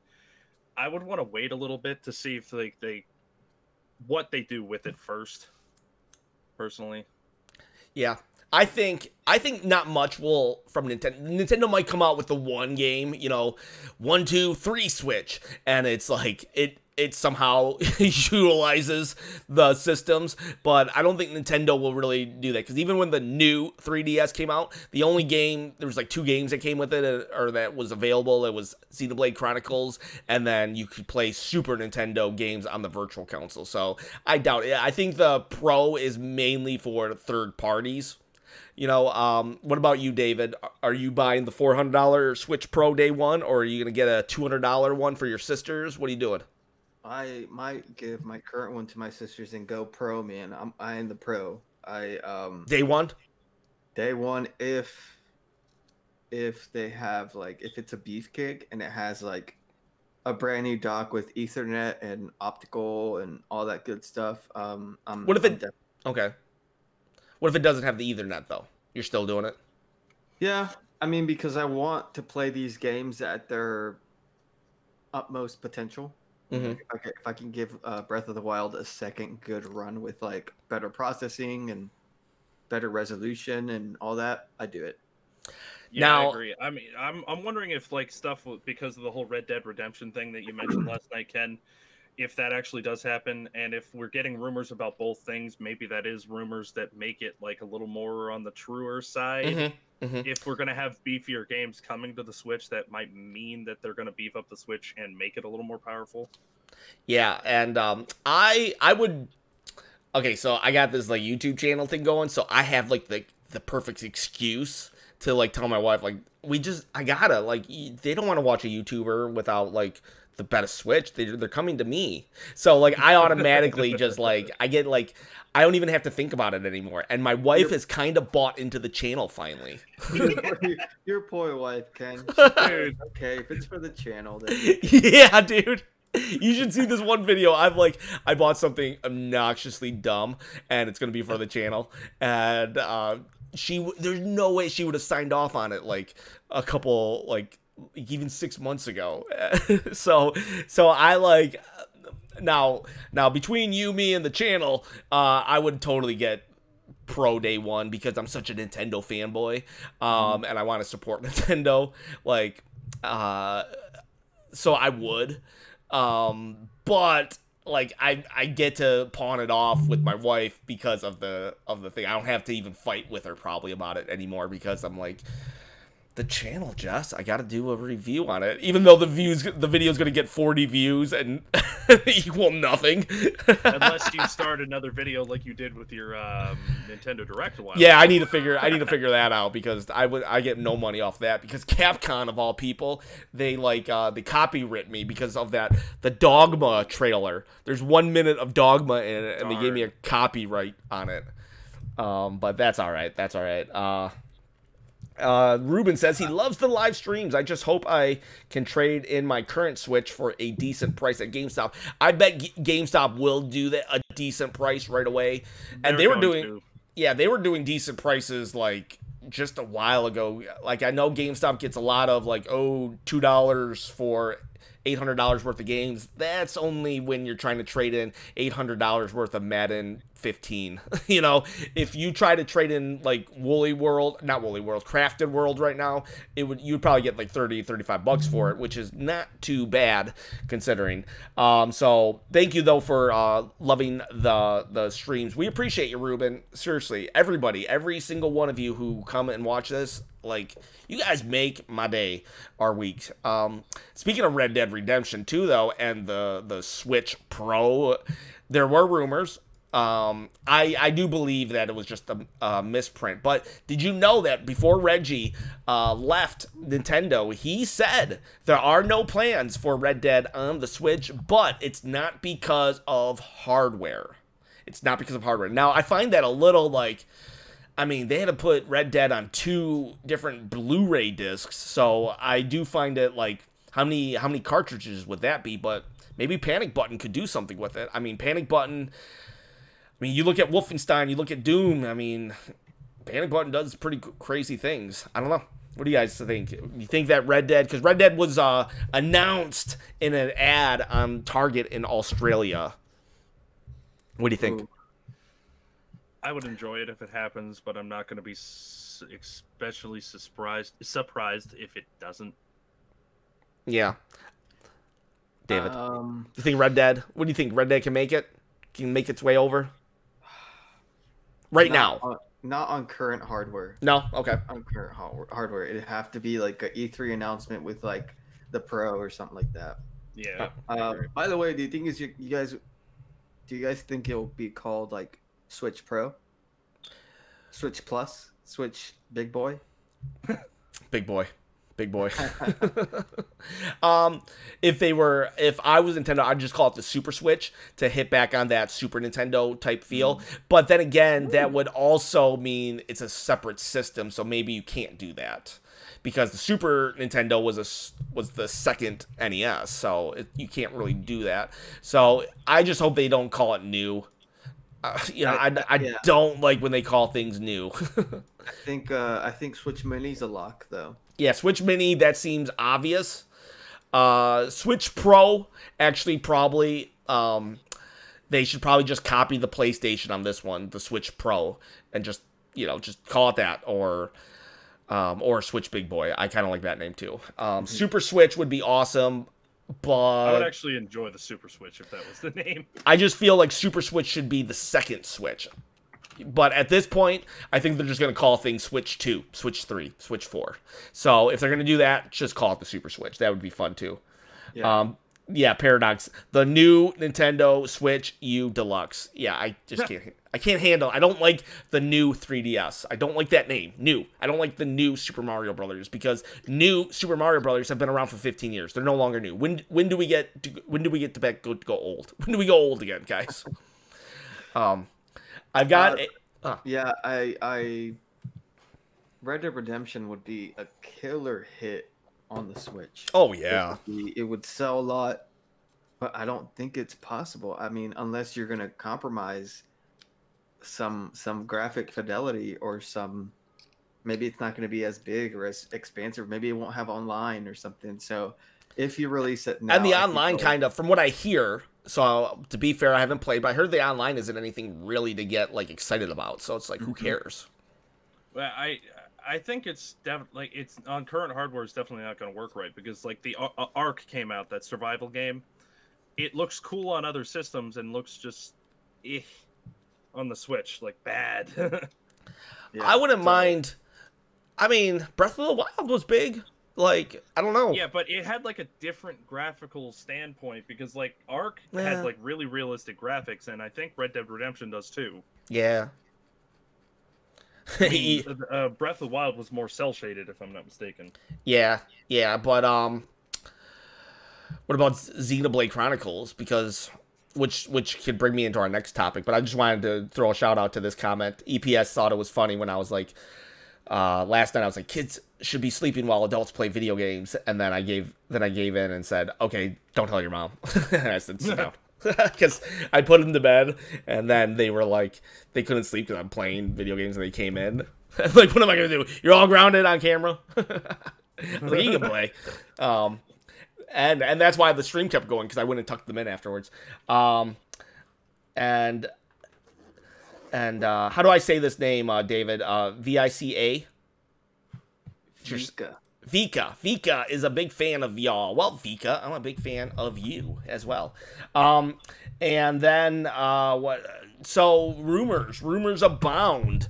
Zelda #2, Breath of the Wild, because Monolith is a studio that Nintendo owns. It was once owned by like Bandai or something, but eventually they owned it. They got it, and they're the ones who have done. They're the ones who are the main producers of the Xenoblade Chronicles, and when Zelda games come out, Nintendo tends to go over to that studio and say, "Hey, can you help us out?" And they had a large hand in Skyward Sword and Breath of the Wild, and recently they posted a job listing for, I think, for Zelda. So everybody now is just like, this can't be the remake of Link's Awakening. This must be Breath of the Wild 2. What do you guys think? Do you think we're getting, like, do you think Monolith Studios is posting for Breath of the Wild 2? Are we getting a Majora's Mask 2 years later released from the big one? I guess it would be 3 years at this point, but hey, Breath of the Wild's bigger then. If they're just recruiting, though, that tells me that it's still kind of a ways off, actually. Or is it we're putting too much time in, we need more help? Yeah, maybe they got to work. Knowing Nintendo, like Nintendo now, and successful Nintendo, thriving Nintendo, I think that after Breath of the Wild was quote unquote done or released or successful launch, I think they started recruiting already for the next thing. Definitely. They started working on the new one. So. Yeah. And don't forget, I mean, Breath of the Wild was probably like, it was a Wii U game, you know? So this was a game that even when it was done, they probably sat on it for a year. You know, they were kept tweaking it and stuff, but they sat on it so they could get it out on the Switch. And I bet, like, you know, once they were done, they started on the next one. And yes, we're getting Link's Awakening, and then we're getting Cadence of Hyrule, which is still just blows my mind, which is an independent Zelda game. Well, you know, crossover. So Breath of the Wild could have been in the works for a while now. And I just wonder. And the rumor on the street is every 2 years we're going to get a Zelda game. So maybe it won't be a 2020 game, but are we going to get maybe are we getting Breath of the Wild 2 in 2021? Now, here's another thing. Like, unless I'm wrong, Zelda Prophet here, tell me. Wait, who's the prophet? Me or David? Okay. You. I think David's the prophet. I'm the historian. Yeah, very, very, very good. But unless I'm wrong, has there ever been like a Zelda sequel per se, like direct connection to the past game? Yes. Zelda 1, Zelda 2. That is a direct sequel for the NES. Okay. Link in the Link's Awakening is actually a direct sequel to Link to the Past, because And I forgot Link Between Worlds. Yes, and Link Between Worlds is definitely Link's Awakening. You can argue that it's a very loose, because basically in Link's Awakening, which is going to be the one that gets remade this year, he basically says he wants to train more in case Hyrule gets in danger again, and so he leaves after Link's Awakening. Or Link to the Past, and then he gets shipwrecked, and it's the least connected to the Zelda universe, actually, Link's Awakening. Zelda doesn't even appear. He mistakes her voice for somebody else one time. That's pretty much it, and it's in the backstory. So, but that is a sequel. But Link Between Worlds, which was released like 2 or 3 years ago or 5 years ago, takes place 60 years later in the world of Link to the Past. So that is a direct sequel. And then I forgot about that. Majora's Mask is a direct sequel of Ocarina of Time, kind of the same premise, where I need to go find somebody, but his lost friend, and it's just the same character, but it's not a direct sequel in that, like, the major plot carries over. In Zelda 1, Zelda 2, though, literally Ganon has died in Zelda 1, and it's his followers that are trying to bring him back to life, and they're trying to bring him back to life with the blood of Link. They think that'll happen. So if you're to talk the most concrete example of direct sequel, it would be Zelda 1, Zelda 2. Everything else is kind of like, this is the same character you just played, but it's going to be totally different. And then the Link Between Worlds, that's 60 years later, and it's just set in the same exact world. Yeah. Well, my point was like, do you think it's going to be a direct sequel to Breath of the Wild, or if it's going to go off on like a random offshoot like what Majora's Mask did? I really, really hope it is a direct sequel. Even though Majora's Mask is a direct sequel, I don't want it to go offshoot. I'll tell you what, I really liked Zelda in this game. I absolutely fell in love with her. I've always liked Zelda, but to me, the Zelda games have always been about Link and Ganon, and Zelda, kind of, sort of. But Zelda in this game, I just thought it really fleshed out her personality. Maybe it was the voice acting, maybe it was this, and I know people didn't like the voice acting, but I thought it was great. I just really enjoyed Zelda in this, and Minfa too. I thought Minfa was just such a sweetheart. I still feel bad about her dying. But Zelda, I just want more. I want more Zelda in this game. Just so much more Zelda in this game, or whatever. I don't know how they would do a direct sequel.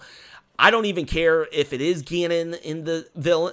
If they take it on a totally different realm, and just a warlord rises up and they have to defeat him. There's some kind of warlord employs a wizard so they can have the magical elements, because now that Hyrule is being rebuilt, you just have like this kind of Japanese warlord type style of tribes and whatever, and Princess Zelda is kind of leading the charge of trying to rebuild the kingdom. I don't even care. Like, I just want more of that Zelda, because you can have any Link. But here's another thing. Let's pose this to both of you. David, how about you answer this first? Do you want it to stay in the style of Breath of the Wild, how it was completely open world, going anywhere you wanted, anytime, and like the shrines and all that? Or do you want it to go back to the original one where we had our water temple, the fire temple, yada, yada, yada? I'm okay if they combine both.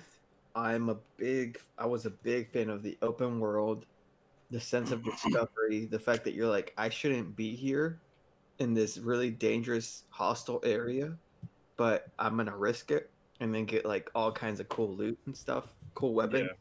But I do miss some dungeons. I kind of want to mix both of that. Me too. I'm the same exact. I like the shrines. It was like the whole world was the dungeon, right? But it would be cool, and you can incorporate it no matter how you like. It's just very easy to incorporate a dungeon, because all it is, oh, Link, the only way you can beat this is if you find this item, and this item is locked away in a dungeon. Oh, but I didn't see any giant dungeons. Oh, it's underground. It's in the water. You just got to dive deeper.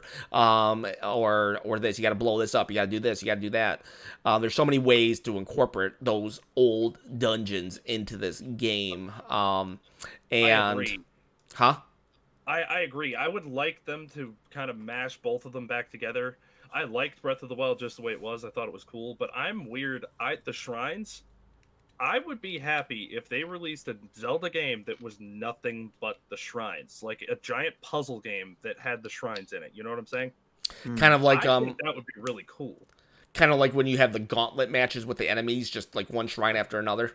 Yes, basically, like, or just like one of my favorite games of all time is Portal. If they had just a giant, like a whole game devoted to the shrines, I would be so happy. I thought the shrines were really cool. The DLC shrines, I still haven't beat. I can't figure them out. Yeah. One of these days, I'm gonna get back to. I still have to do master mode in Breath of the Wild. When I played Breath of the Wild, I didn't use a strategy guide, not even once, especially for the shrines. I just kind of went for it. Dude, I broke down towards the end. I was trying to find the last 5 of them. Like, I'm gonna kill myself. I need to find these. EPS prefers the shrines over the dungeons. I really liked some. There's some dungeons that just like wow, and then there's just some that you're like ooh.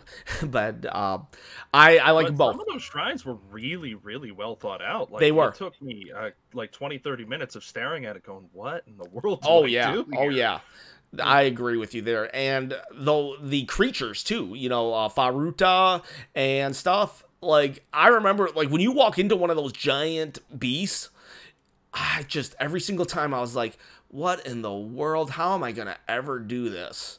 Like, seriously, they were just so unique and weird, and I like the fact that you could actually, like, the flying one, you could turn it to start tilting in a different direction. I loved that. And they didn't really tell you things. There's some people that didn't like that at all. Yeah, they weren't as complex as maybe the old dungeons were, but I still liked them for what they were. I thought Varuta was very complex. Like, when you had to figure out at what angle to do the elephant thing. Yeah, and it was just like, and they didn't really give you much like help. So I remember, you know, you just had to figure it out on your own, kind of, you know, and like, I'm like, wait a second, if I like, why am I supposed to move this? What does it matter if I move it? I bet I could get to this area. And it was just so, they were just so unique, so weird, and it was just great. And you can easily bring back an unknown one because, oh, they found another divine beast. Oh, this divine beast is going wonky again. I just wonder if Minfa and them the champions will be in the next one. Van Naboris was the most confusing and difficult one. I think that's the Boris was the camel. I think I agree with that one too. And I do want to see a different take on Ganon though. Ganon coming back.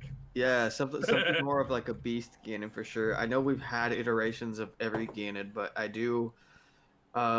Calamity Ganon was kind of more of like a apocalyptic version of Ganon, if anything.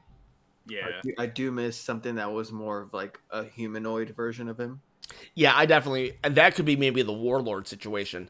You did hear my pitch. You did hear my pitch. You know, when you first invited me on about my Zelda, right? I don't remember. I thought start saying it. I'll refresh it. So yeah. Pretty much, my pitch for story here is Ganon and Link are actually like akin to like a Yoda and Luke Skywalker.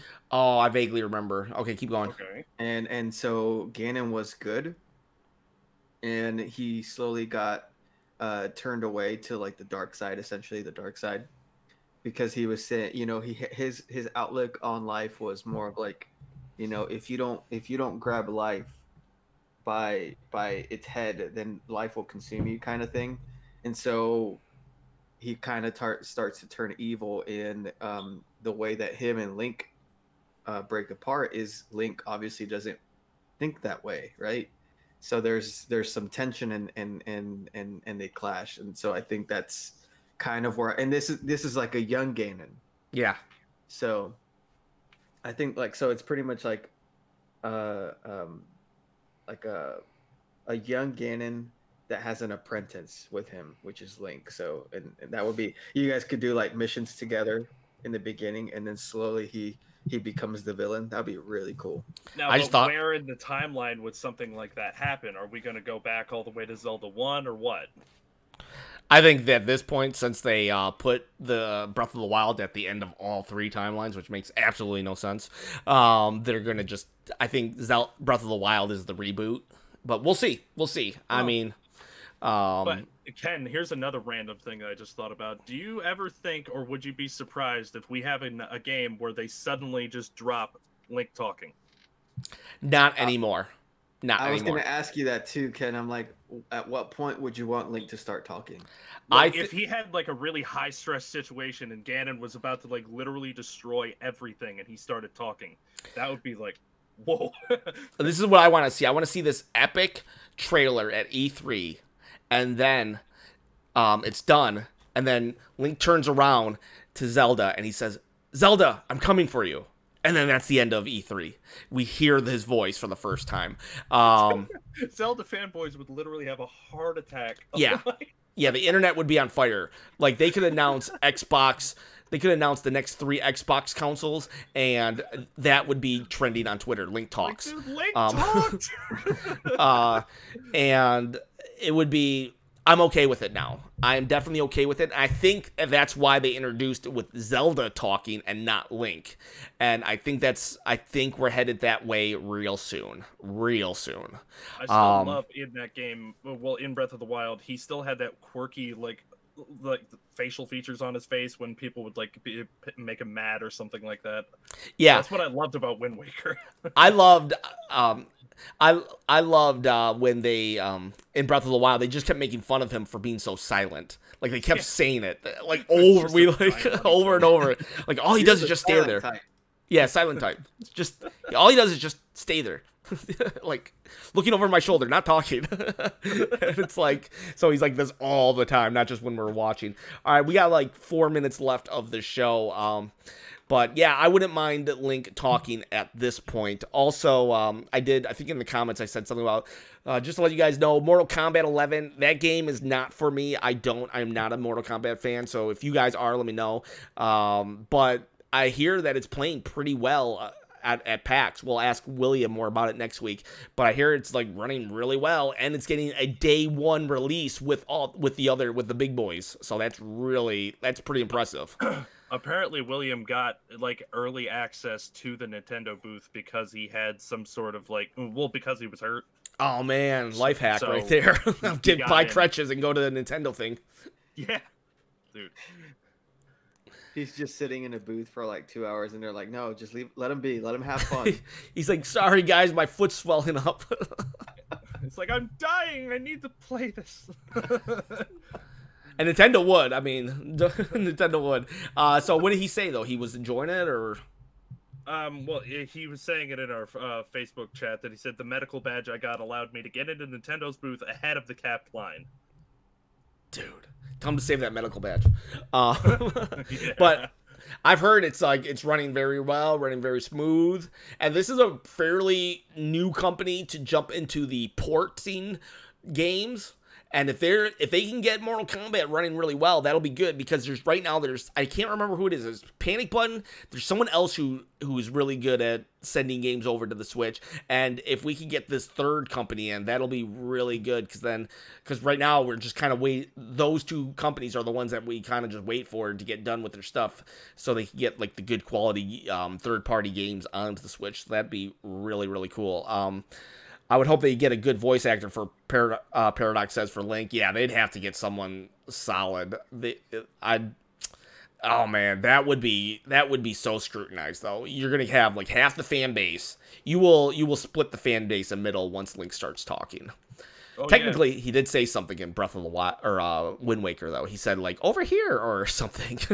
Yeah, but it was kind of like in a like pig Latin gibberish. Like... Yeah. So it doesn't really count, but that's how you be that obnoxious guy at a party where you say, well, actually, Link did talk, and and I am that guy. So, well, let's close it out. Anything else you guys kind of like want to talk about? There was so much happening this week. We didn't even get to talk about that lame state of play from PlayStation. What do you guys? anything to close it out? No, I'm good. You good? Yeah, nothing on that front.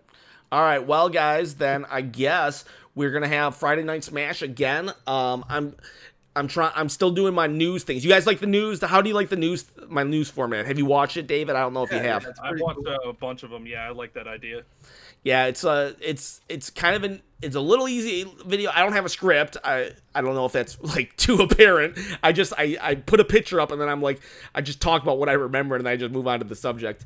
And then so we'll see if I'm able to keep that up. Oh, by the way, next week, everybody, bring it on. I'm ready. Yeah, Friday. Dude, I'm gonna be there too. Friday Night Smash with I'm not gonna forget. I'm gonna know at your first match you're gunning for the belt. Sunday night Paradox. I don't know if there will be a Smash Brothers this Sunday night. So Friday night though for sure. I might stream on Sunday. I might not. I have to work kind of late on Sunday, so I don't know if I'll be able to. If I can, I will, and if I can't, I won't.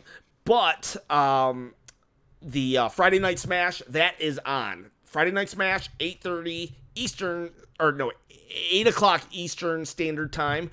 And then, of course, we have, Keep Up with Young Link. I think you were doing pretty well.